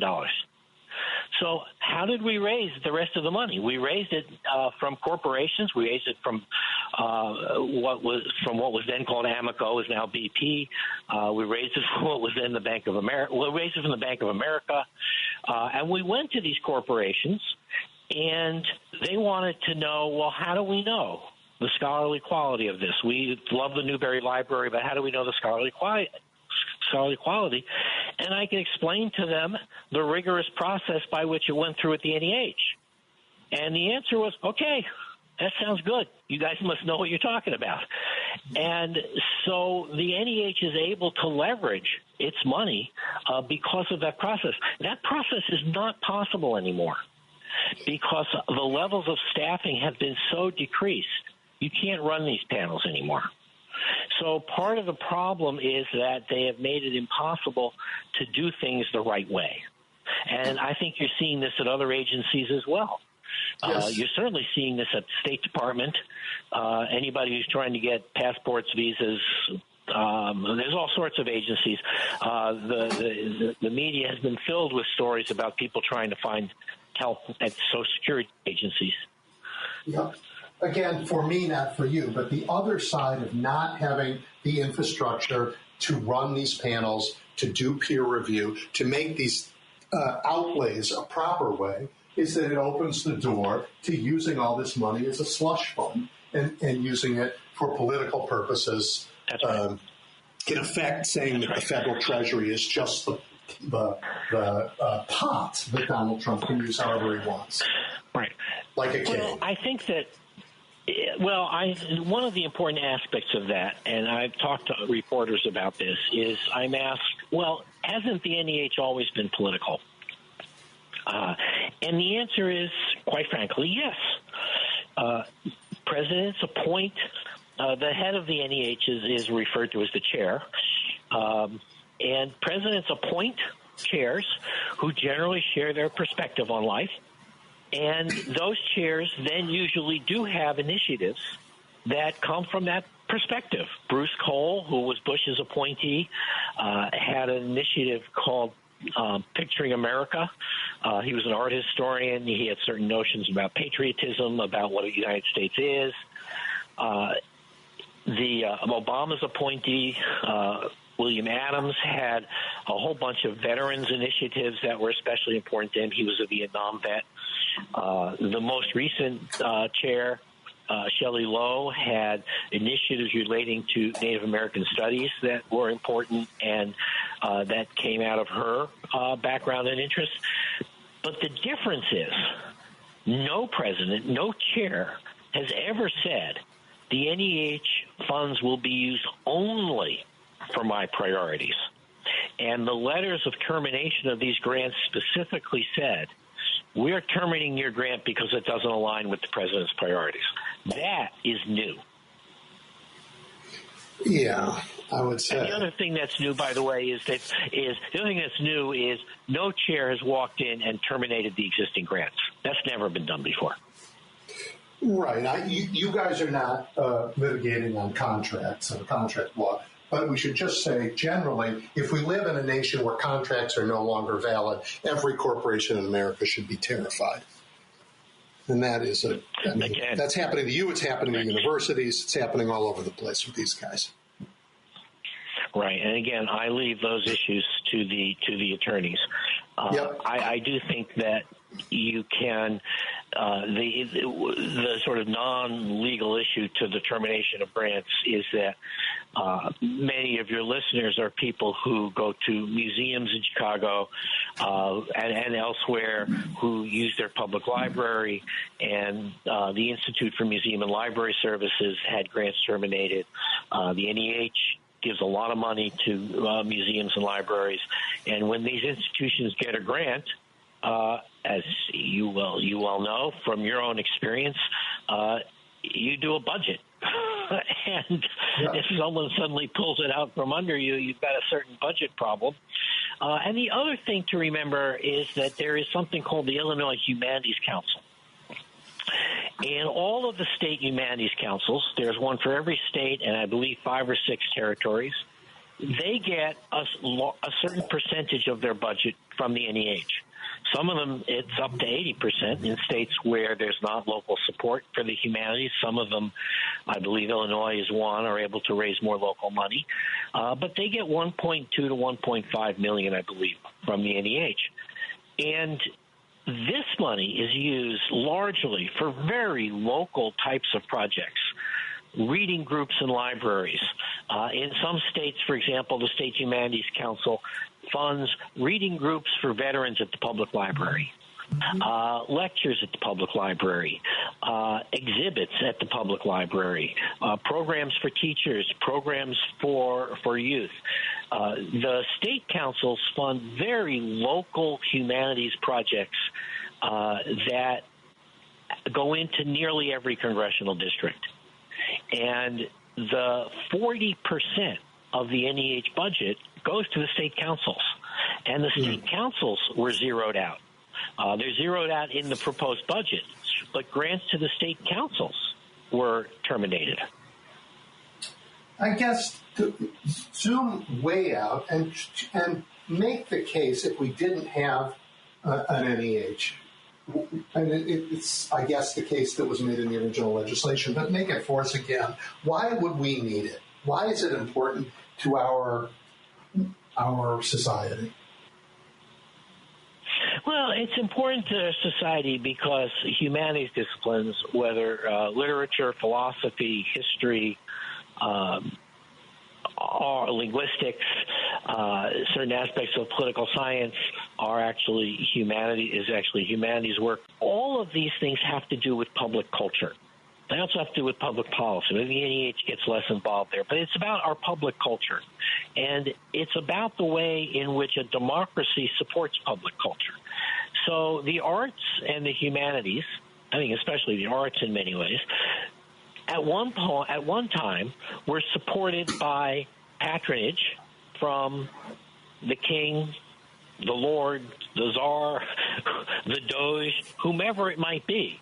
The Doge in Italy, whomever it might be, the potentate supported them, which meant that the arts and the humanities were what the potentate wanted. You could also have a situation where they're supported purely by the private sector, by the generosity of corporations, national and local. Government support for the humanities and the arts is you were talking about democracy before. That's a democratic act. He who pays the piper gets to decide what is produced. Well, in this case, the people are paying. And because the people are paying, it means that the people, through the government, are deciding what the products are. So many of the things supported by the NEH that people enjoy and that people learn from, people don't even realize is coming from the NEH. I don't know how many of your listeners watched Ken Burns' Civil War a few decades ago, or his upcoming series on the American Revolution. Ken Burns got his start in part by having grant money from the NEH. And I believe the American Revolution is partly funded by the NEH, although I'm not sure. But many of the best documentaries that people are seeing are funded by the NEH. Many of the best documentary filmmakers are people who, when they were nobodies, were able to get small grants from the NEH to get themselves started on their first films. A lot of the kinds of things that happen at the Chicago Public Library are funded either by the NEH or by the Institute for Museum and Library Services. A lot of the work that's done at the Chicago Historical Society. Think of how many Chicago area students participate in History Fair. Well, History Fair had, through National History Day, through the Chicago Historical Society, the Chicago History Museum. You can tell how long I lived here. Date yourself there. Yep. Date myself there. They have money from the NEH to do some of their professional development work with teachers. So if your kid participates in History Fair, you have somehow benefited from the National Endowment for the Humanities. There are just all kinds of activities that people don't realize. Exhibits at the Newberry Library or at the Chicago History Museum often are funded by the NEH. The Chicago Humanities Festival began as a project of the Illinois Humanities Council. It was spun off because it was so successful, but it began as an Illinois Humanities Council program, and that was Edwin's money. Well, Jim, I know that filing suit against the government for gutting the NEH is not without risks, and we don't need to spend time on them, but stay safe, and it's really it's an enormously brave thing to do and very important that we don't just lay down and let this lawlessness happen, but challenge it. And you're challenging it about something fundamental. I would say about the NEH, they are America's mirror, and they are a guide a guide to democratic aspirations. That's what these humanities are in our society. And if we don't have it, it's a mirror and a guide to despotic operations, as it always was when those doges are the ones paying for it. It's not only a mirror. It's the implementation of the final words of the Gettysburg Address. When Lincoln says that we will preserve government of the people, by the people, and for the people, the NEH is funding things, essential aspects of public culture for the people, but it is also determining who will get that money by the people because of the process, the democratic process that creates these grants. So it's government of the people, by the people, and for the people, and that's why we're here. I can't think of a better way to end than that. Jim, thank you so much for your work and for coming on and sharing this with us, and for your courage in taking on the administration. I appreciate that, Edwin, and I want to emphasize that it is not just us. It is also the Modern Language Association, the American Council of Learned Societies, and we are being supported also by the National Humanities Alliance in this suit, and actually Phi Beta Kappa, which many of your listeners probably belong to or once belonged to. It's not just us, and I encourage everybody to look around and ask where they can stand up and make a difference. Perfect. Thank you, as always. And I will talk to you soon. Talk to you later. Bye. Bye. Bye. You're looking at the big picture with Edwin Eisendrath on WCPT 820. All right, everybody. I am thrilled once again to be joined by Jennifer Berkshire. She is terrific. She is the host of the education podcast, Have You Heard? She's the co-author of the Education Wars, A Citizen's Guide and Defense Manual. She teaches at both Boston College and Yale University. She barnstorms the country in defense of public education. Jennifer, welcome back. Thanks so much for having me, and congratulations on your new pope. Yeah, isn't that nice? The first American pope, and he's a Chicagoan. Who knew? I couldn't even believe it when I heard that. Yeah. There's a lot of talk in Chicago because we're thrilled. I think the city was very happy, and everybody's claiming them. There's signs everywhere. There's a lot of excitement about it. But, the political class here wants to know, like, who got him the job? Who's his, who? Was Rahm Emanuel involved? Right, yeah. Ugh. All right, well, here we are. Look, because the nature of our news is it's not usually good news, like we get a new pope. It's usually just the bad news. And so I think they paint a false picture of the fight for public schools. And the media doesn't have the bandwidth to look at what's really going on at the school board level. So we get, reports that after years of trying, Governor Abbott finally succeeded in creating a universal voucher program. But we didn't really hear about the pummeling MAGA candidates just got in school board races across Texas. Could you just take us up to speed on that? Both talk about those races and what they mean and what was at issue, but also that legislation and what those opposing forces will mean for public education. Sure, I'd be happy to. And I think one thing that can be hard to wrap our heads around is that we have been hearing basically since the pandemic one story, and that story is basically that parents got a glimpse of what their kids were learning when schools went online. They didn't like what they saw, or they were really angry about schools being closed. And so then they flooded into the streets and they demanded school vouchers. And I think, we hear that so often that when you actually go to the states where these voucher programs are being rammed through, because that's how it's happening, what's actually playing out on the ground is completely different than that. And it happens that really the loudest and most forceful opposition to school vouchers in states like Texas is actually coming from the right. And why is that? Well, it's because a lot of those folks are mad at people like Greg Abbott, the governor, for closing schools during the pandemic, right? Those were Republicans, and they've been angry at their elected officials ever since. And whereas vouchers often get painted in the national news as, just like a way for parents to make a choice about how to educate their kids that works best for them, these conservative opponents of vouchers in Texas and Tennessee and really all the red states, they see something very different. They see a concerted effort on the part of their elected officials to basically extend government control over private schools. And that's so different from what we're used to hearing about. So I got a little bit obsessed with this, and I've been talking to as many of these folks as I can. I have a lot of new friends in Texas who are on the right. But even I was surprised by the results of those local elections last week.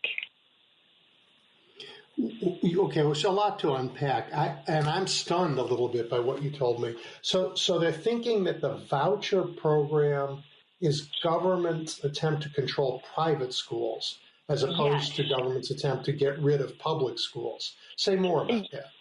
Yes, and so they are highly suspicious. I kept seeing people on the site that used to be known as Twitter referring to Governor Greg Abbott as a globalist and referring to school vouchers as a globalist scam. And that got me really interested.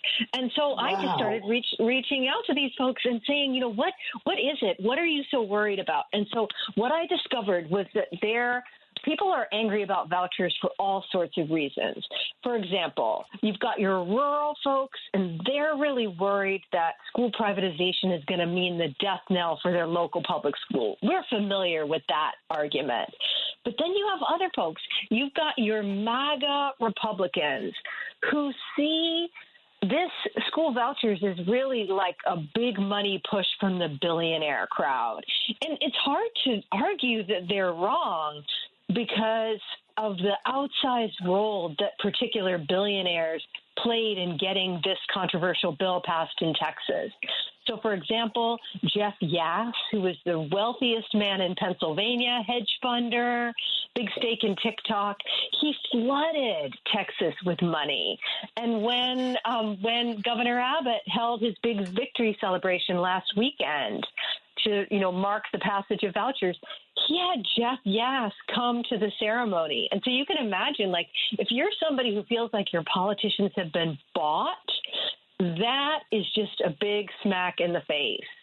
And then finally, you have people who really view this as almost like a United Nations-led globalist scam to control every aspect of education, public and private.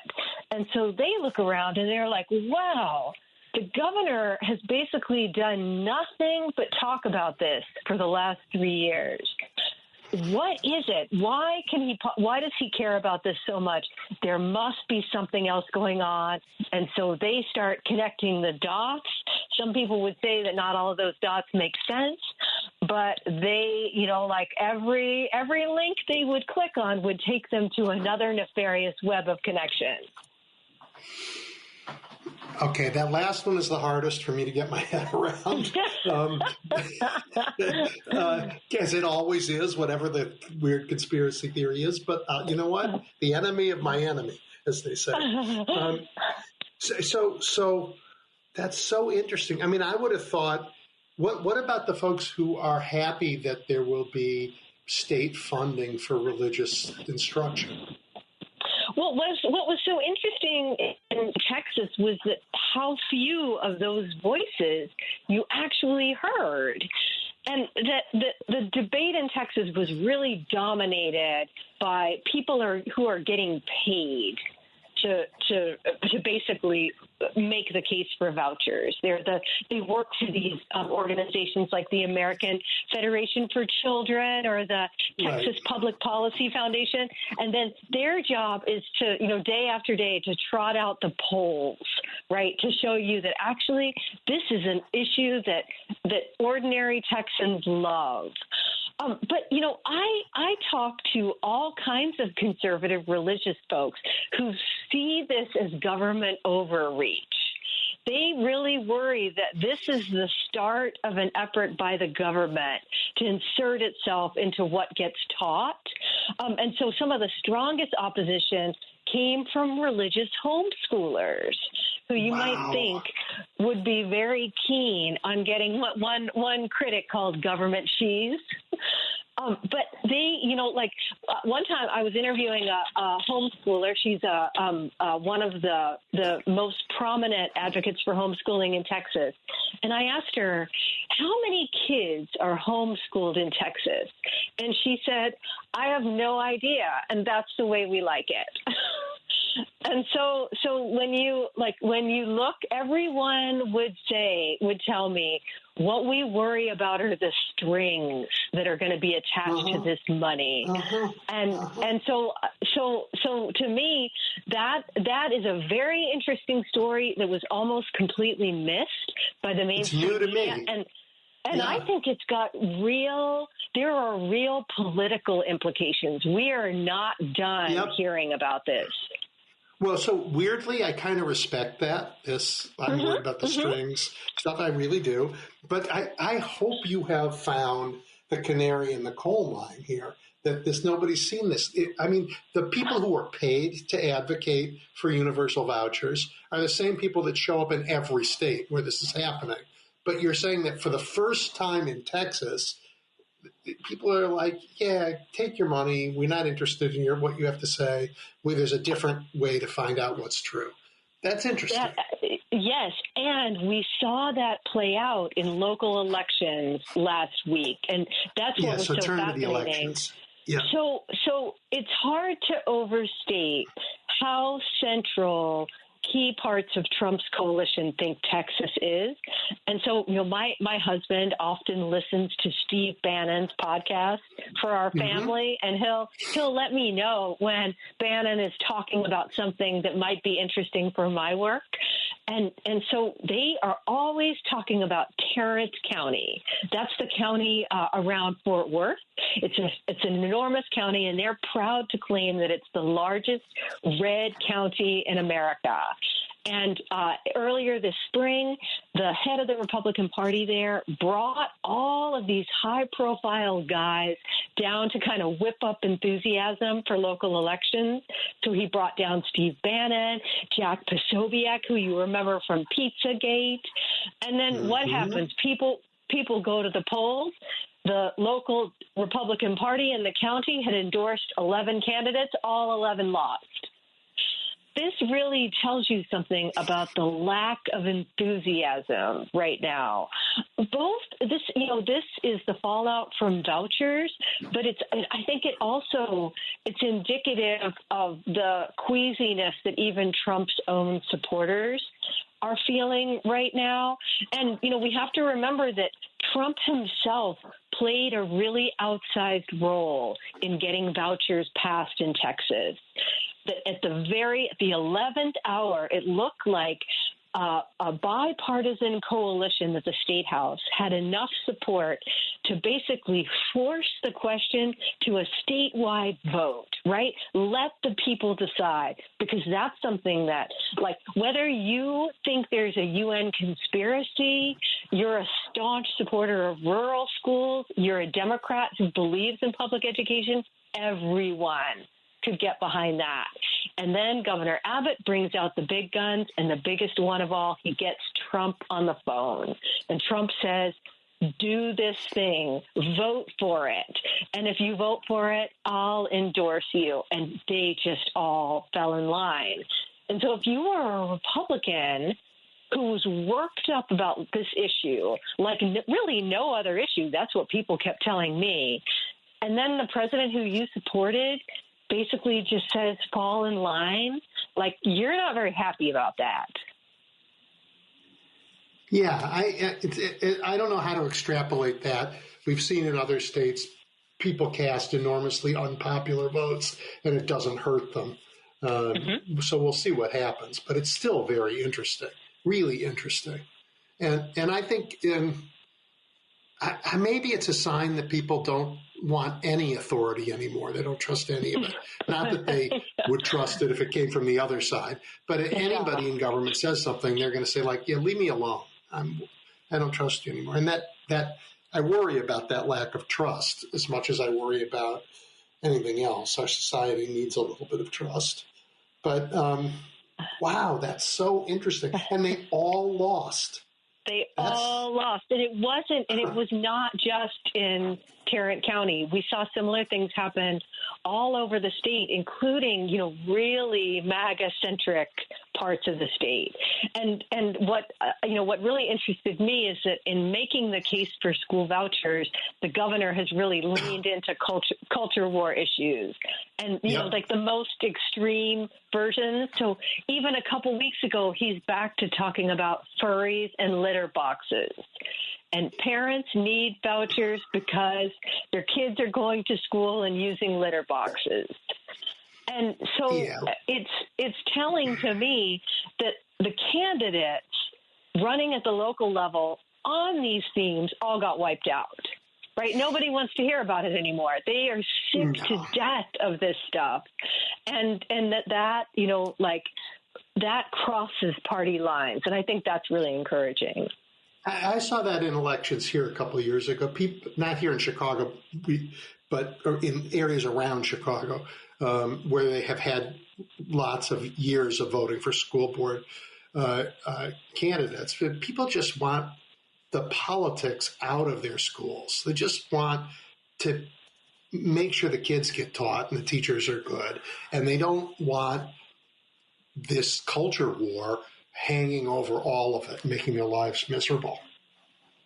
I would say that that's really true, and that to the extent that we're seeing state level politicians like a Greg Abbott lean into that, but also the Trump administration, our culture warrior in chief, right? That like that's actually kind of a problem for them, that they are so wedded to, talking about stuff and ginning people up around issues that frankly people are done with.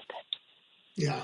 So most of I'm going to transition from Texas now because you've given me a door to do that. Most of the attacks on public education have happened at the state level, all over the country.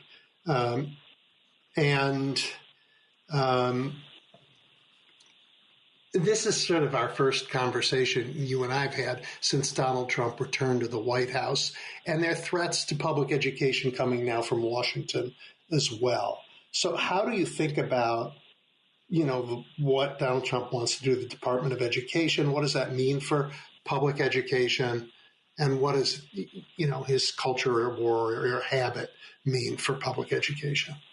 Yeah, so I think the first thing that really leaps out to me is what they have cut at the Department of Education, and basically it's anything having to do with civil rights enforcement and measurement. And when you take those two things together, that's pretty obvious, pretty ominous, because they're basically saying, one, that we don't really care about civil rights, and that by stopping the ability of scholars and scientists to track what's happening, and we see the same thing happening in one field after another, right? Like I just saw something that we're no longer going to tally how much natural disasters cost. Well, we're basically going to be doing the same thing at the level of our schools, right? If you're not paying any attention to things like, say, race-based achievement gaps or the disparate impact of discipline, right? Like if you just stop tracking all of that, it might as well not even happen. So I think they said, I'm sorry to interrupt. I think they said anything that looks at disparate impact is now illegal as far as they're concerned because it's racist. That's their twisted view. That's absolutely true. And I think that, like, you really have to take that seriously. Like, that's why education has been such a target for them. Because, we have this deeply American belief that schools are going to be the vehicle that makes us more equal. It's naive. It has never worked out. But, the fact that we hold this to be true is important. And a lot of the stuff that we're talking about, this disparate impact, is just ways of thinking about how we might make schools more of an equalizer. And so when you start from the point of view like they are, that they don't believe in any of that. They don't believe in the vision of equality. They don't believe that something like disparate impact matters. We are in a really different and scary world. And if I had to boil it down to one sentence, it would be something like, let's let the natural hierarchies reemerge, that they think inequality is not just natural but good, and that people deserve to be treated differently depending on all kinds of things. But you'll notice that one term comes up again and again. That would be IQ.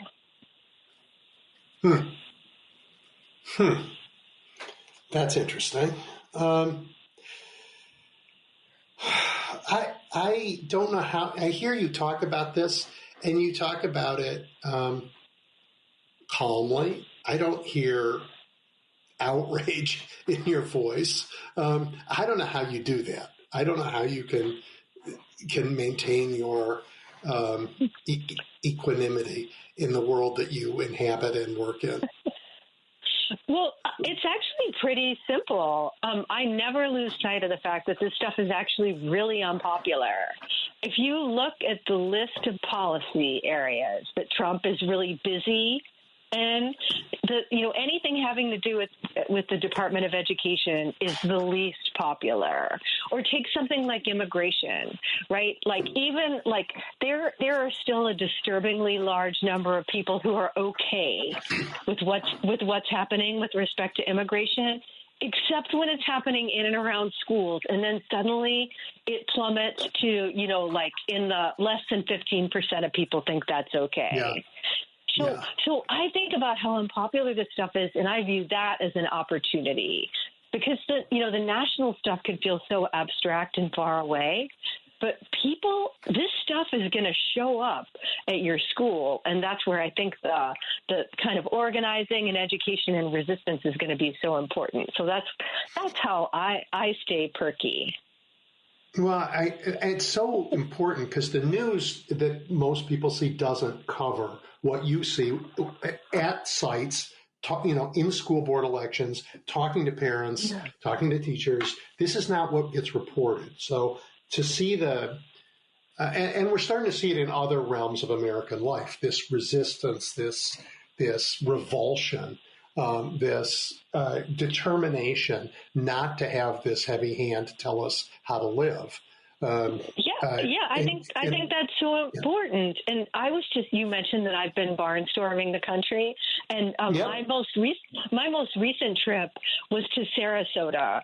And Sarasota, as some of your listeners know, other than being the place where grandparents go to retire, it is very, very red. Mike Flynn lives there. The founder of Moms for Liberty is on the school board. And I was amazed when I went down there at how upbeat the people who are organizing around public education are. How, they were in really good spirits. And the reason is because things are now so bad in Florida that they feel like finally a lot of ordinary people, parents, families who had sort of tuned their warnings out as just more grim politics are waking up. And so they also, they just see like an enormous opportunity to organize in a state like Florida and start to turn the tide. I love that. I love it, Jennifer. It's so, I don't love it in the sense that the real damage that these people have done to our communities has had to becomes so real that, it interrupts everybody's lives enough to make them pay attention to politics and have to get involved in a fight. I wish we didn't all have to be in politics and in this fight. People could get on with their lives and do the interesting things that they would otherwise do. But when they make it miserable enough, everybody's going to pay attention. I think you're right. Let me ask you about maybe one or two more things. You taught me that the driving force behind vouchers wasn't, as I initially thought, primarily about some kind of grifting, private companies making the money, but that the religious push for vouchers was enormous. I think the Supreme Court is looking at and likely to say it's okay to have religious charter schools. Again, Texas. What does that mean? Yeah, so this is actually a really big deal case, and it came out of Oklahoma, where the Catholic Church set up the nation's first religious charter school. It's a virtual school, and they knew that it would basically, right, like it would run up against the courts right away, right, that we have this separation of church and state. How can the state fund a religious school? And so the Attorney General in Oklahoma, who's also a very red Republican, led the charge against this school. And he said, this is just going to be nothing but trouble. This is such a slippery slope. If you do this, then we're going to have to fund anybody who wants to set up their church school, right? Scientologists, madrasas, Edwin's church of whatever it is. And so and when you read about this school, it's obvious from the very beginning that you have big, powerful entities who are behind it, and the goal is to get it all the way to the Supreme Court and to basically send a wrecking ball through that church-state separation, and they did it. They got it all the way to the Supreme Court, and the conservative majority seemed very amenable to the idea that, if a state is going to fund charter schools, then it has to fund religious charter schools too. So we will know in fairly short order what the decision is, but I think how it plays out at the state level is going to be much more complicated. In states like Massachusetts, where I am, where charter schools are heavily, heavily regulated, you're not necessarily going to see religious entities that want to be subject to that kind of regulation. But other places, what you're going to see is that religious schools, private religious schools, see this as an opportunity to basically get state funds. And you'll start to see all sorts of private religious schools become charter schools. And so for listeners who are already having trouble keeping track of all the different kinds of schools and how they're run and funded, good luck. It's about to get even more complicated. Even more complicated. Wow. Well, just then to end, how is public education doing? I mean, one of the reasons why there's such furor and foment over it is that the public thinks public schools are failing everywhere, absolutely failing everywhere. We can always do better than we're doing in everything, but how are public schools doing? So that really is kind of the big question for our time. And the reason is that we don't agree on, at the most basic level, about what they should be doing. And I think this is really interesting because, there was a real, everybody agreed for really 30, 40 years, maybe even longer, that the reason we had schools was to prepare kids for the workplace and to crush it in international competition. But what's interesting now is that bipartisan view has completely fallen apart, and that you actually have really influential voices on the right, people like Kevin Roberts from Heritage or Pete Hegseth before he went to the Department of Defense, and he wrote a book called Battle for the American Mind. And they argue, this is not what education is for at all. We do not want schools preparing corporate drones. And so then it's like, well, what is education for? And I think too often Democrats are left defending this kind of, watered down vision of schools as workforce preparation that no one really believes in anymore. Parents don't really like it. And so when you hear the complaint that all of our schools are failing, some of it has to do with the real challenges that kids are facing post-pandemic. But a lot of it really is this question that we don't agree on what schools are for. So when you listen to Donald Trump, he'll tell you what schools are for. They're to instill patriotism in kids, whether they like it or not, right? Like there's a vision for you. Yeah, and patriotism based on a false narrative, but okay. Yep. That's interesting. That's a separate conversation I'd love to have with you someday. Oh, I'd be glad to. I love talking about that. Yeah, I guess there's lots of interesting strains about that. I taught for years. I have my own thoughts about it. I'd love that. Welcome that conversation. Maybe we'll do that in the near future. I'm always standing by, ready for my next invite to the show. Thank you, Jennifer, for your time, for your work, and for your sort of unrivaled insight into what's happening, where the news media has feared to go. Well, thank you so much for having me, Edwin. And I will, as soon as I find another positive story that's being missed by the news media, I'll send it your way. Thank you. Have a good day. Bye. Take care. Bye. Yeah. All right, everybody. Wow, that was fabulous. We'll take a quick break and your questions when we come back.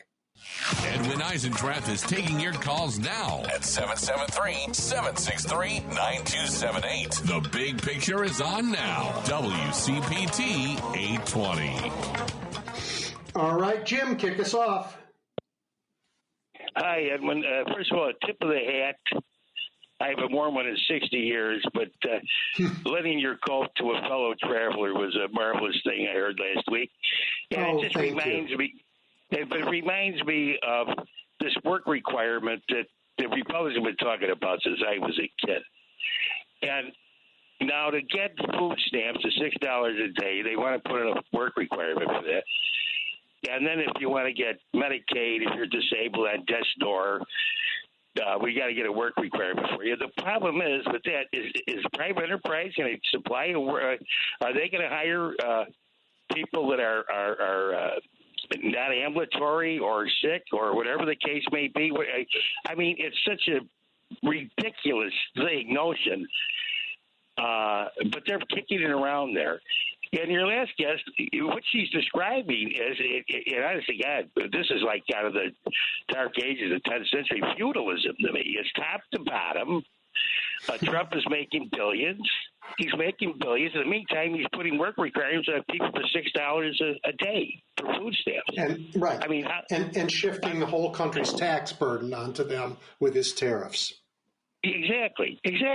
So, I mean, if MAGA, if they go for this, God love them, but we just got to outvote them again, Edwin, and I'm sure we will with your help and everybody else's help. Anyway, again, thanks for taking my call, Edwin. Thank you. You bet. All right, let's head to the West Coast and Paul. Yes, Edwin, the last guest, it was just so, it's so depressing to hear. It's just to sum it up, kind of like Jim was saying, this whole damn thing is just going to be ruined. The whole damn country is being ruined. And it's hard to know how, if they say flood the zone, yeah, that's what's happening. And I guess I'd sum it up this way. Somebody was critical of something I wrote criticizing Trump on Facebook, and she said to me, give him a chance. Rome wasn't built in a day. And I said, but it was burned in like 3. But it sure as hell burned in a week, didn't it? Yeah. I mean, that's just, and it's, on the one hand, I mean, if you look at this religious charter schools, the way she describes how they get this through, what's to become of all of the previous precedents rulings of the court on religious schools? I mean, they all start to crumble down. And, you know, as Stephen Breyer pointed out in his book that he wrote last year, precedent is not intended to uphold correct decisions. It's intended to bring some sort of stability to the jurisprudence, and that's what we're losing. I heard, of course, the Stephen Miller yesterday. Finally, somebody said it, that this bullying that the federal government is doing, arresting state and local officials, he says, called the supremacy clause, stupid. I mean, what a misuse and a complete mischaracterization of what that means. It doesn't mean that the federal government can come around and bully the states. And, you know, a response would be the federal government was formed by the states, not the other way around. Yeah, Stephen Miller is not to be believed anytime he opens his mouth, and he is I don't know him personally, so I don't want to. But to judge him by his actions is to see an evil man. Yeah, that doesn't. There isn't. You don't have to see much of him either to know that. Just the way he speaks and what comes out of his mouth is hateful stuff. Hateful stuff. Exactly. And they just want to arrest everybody. They want to just demonstrate power. You know, you resistance is futile. You will obey. I mean, honestly, they are like the Daleks in Doctor Who. Well, and they are everything that they condemn. I mean, that it's projection and reaction formation. That they are everything that they condemn. Yeah. Well, the good news is there's a lot of good news. We heard about it in the local elections in Texas. Heard about it in the American Historical Association, for gosh sakes, taking the step of suing, which is, crazy and unheard of. We heard about it. I mean, the fact that we finally got Michael Gableman, that horrid troll in Wisconsin, is now going to lose his law license and may have to go back to pumping gas instead of, railing about stolen elections, that we're beginning to push back and organize and show up. And I think, provided we can do the politics right, we'll win. Well, I posted something on Facebook last week. I learned that DOJ has defunded the audio library for the blind.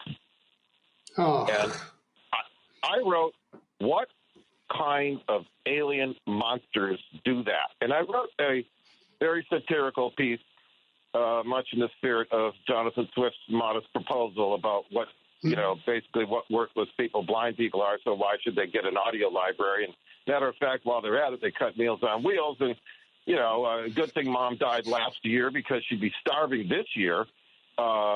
She was 95. She didn't deserve to live anymore anyway. She is sucking down all that Social Security that she paid into for 67 years since she was 15 years old and retired at age 82. Anyway, the vitriol that came from the MAGA right wing at me about this is BS and you're a liar. And how do you know? And I said, well, first of all, I work in services to the blind. I happen to be blind myself. And news travels in the blind community faster than it does in the news media regarding that. And it was like, and I said, what? And why are you so angry? Isn't this what you wanted? What are you angry about? That this might possibly be true? And this is the kind of people you really are? And it was like... Yeah. Well, wow. I guess I'm glad they're angry. I mean, I think they want to be in denial about the real consequences of their votes and the real consequences of their choice, and that's a good sign for me. That means that they don't really want the things that that they're getting by virtue of their votes. And that means there's an opportunity to change. So I consider that on the plus. Well, Paul, thank you very much. I'm going to move on because a bunch of callers today and we're running short on time, but thank you. Frank, you're next. Edwin, thanks for taking my call. This is a lighter local issue. I know you're an alderman, and usually when I write a lawmaker or something, it's something relatively important, like, I don't know, maybe deposit on plastic bottles or something like that. But anyway, I wrote the mayor. I didn't hear back from him, but I know he's a Bears fan, and I'm 66. I'm old enough to remember that the Cubs and the Bears used to both play at Wrigley Field.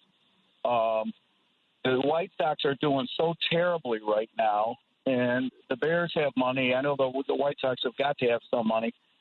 Have you ever considered a combined baseball and football field in Chicago that the owners of the White Sox and the owners of the Bears would have to pony up for? Love to see something like that on the South Side. I'd hate to see the Bears move out to Arlington Heights. Just wondering your thoughts on that. Do you know of any other combined football, baseball stadiums in the country where that's worked for both scheduling and the audience?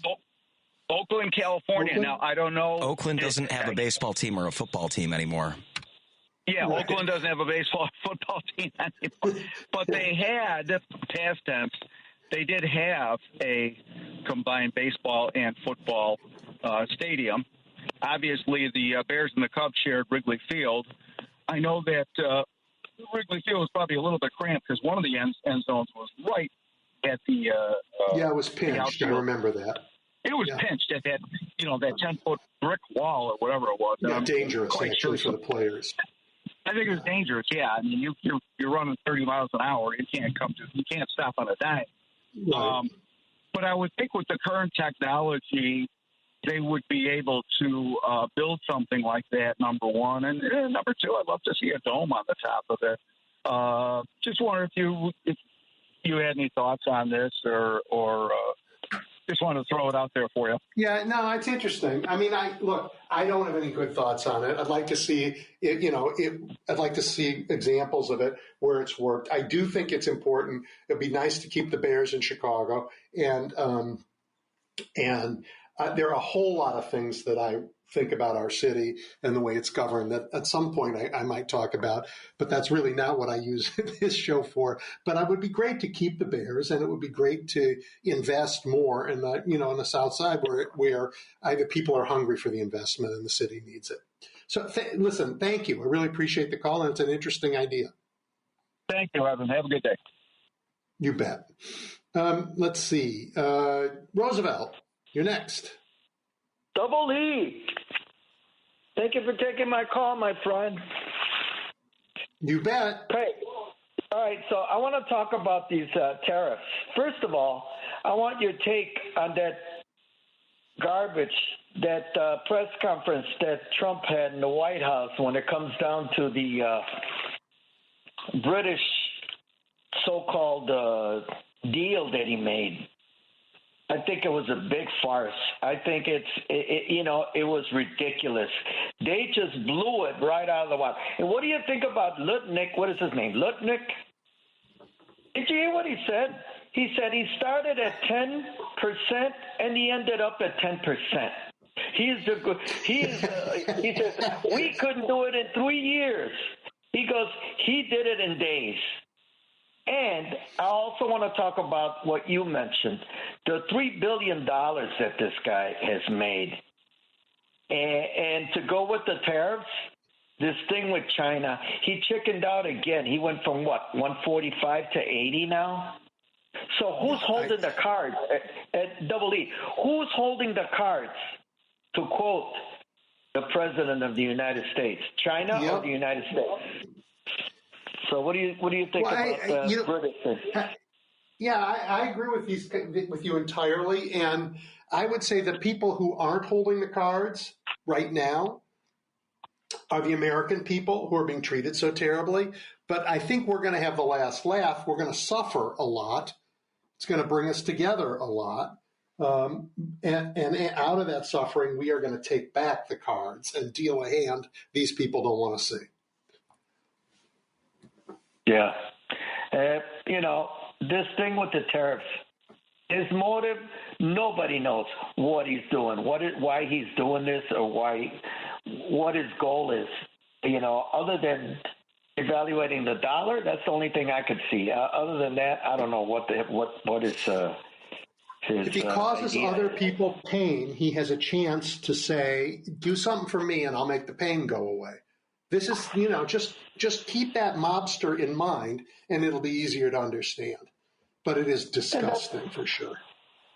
Yeah, and that's exactly what it is. Thank you, W. You bet, Roosevelt. Always a pleasure to talk. All right, Cynthia, you're calling from Denver, yes? Hey, I love your show. I listen every Saturday. Listen, I want your opinion, and if you would ask all your guests, what is going to be done to Trump for not following court orders? I mean, do they even understand what a mockery this is on the streets of America? That this man is running roughshod and is flipping his nose and hand at people by not following court orders? Yeah. What's going to be done?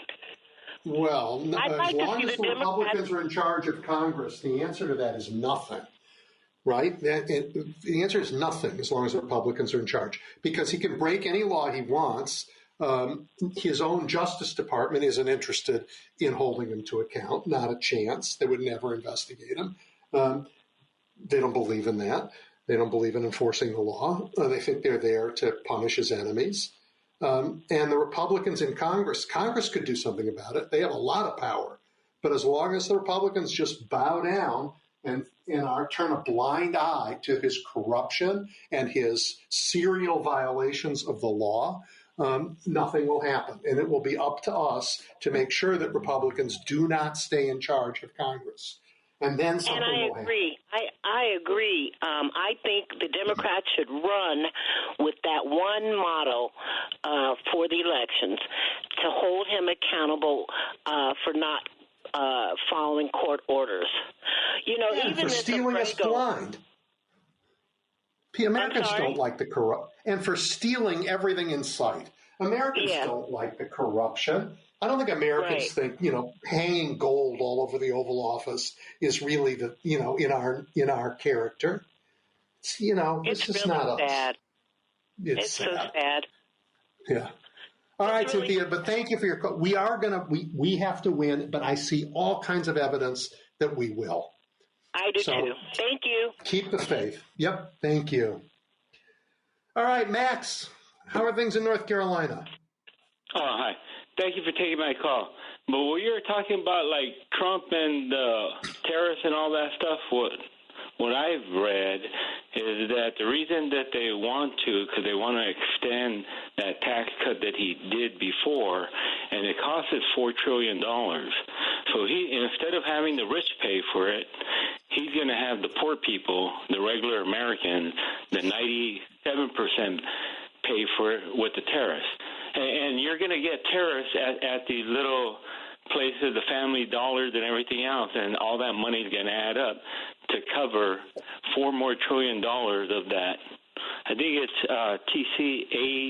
TCJA, whatever in the heck that means, bill that the Republicans are trying to pass right now.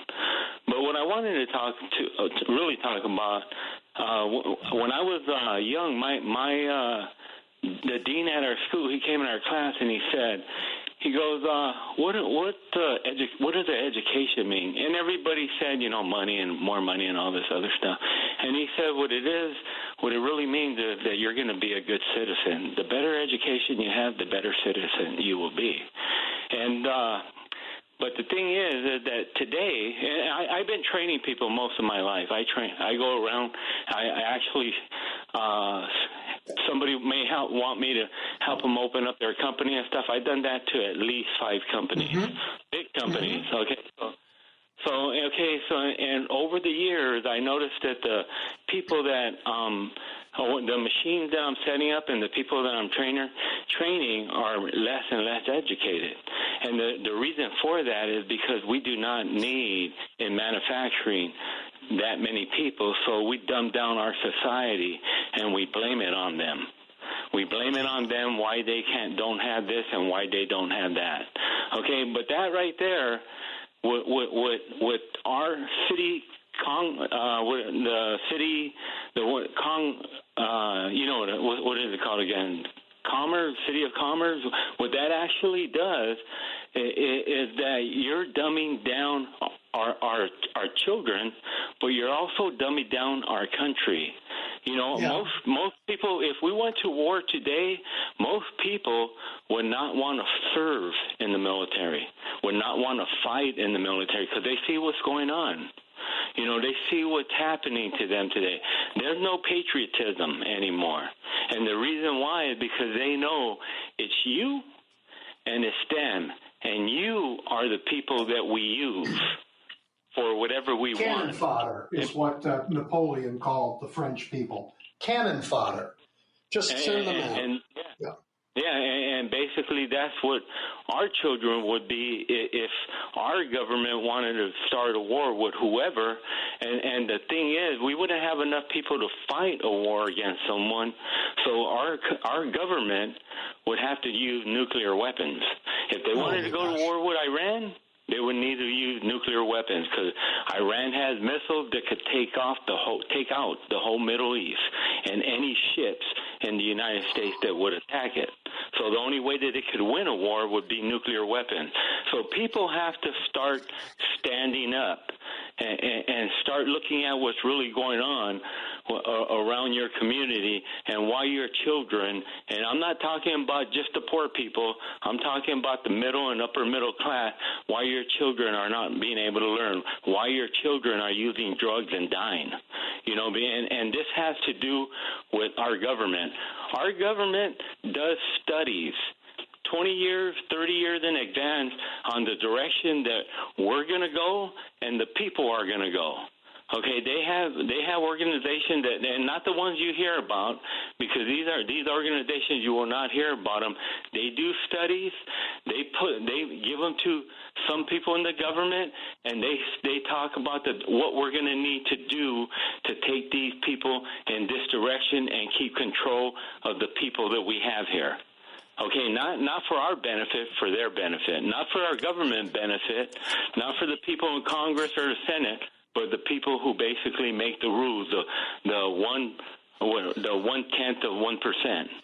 Those people right there, and they may not even know it, but it's a system that we keep it.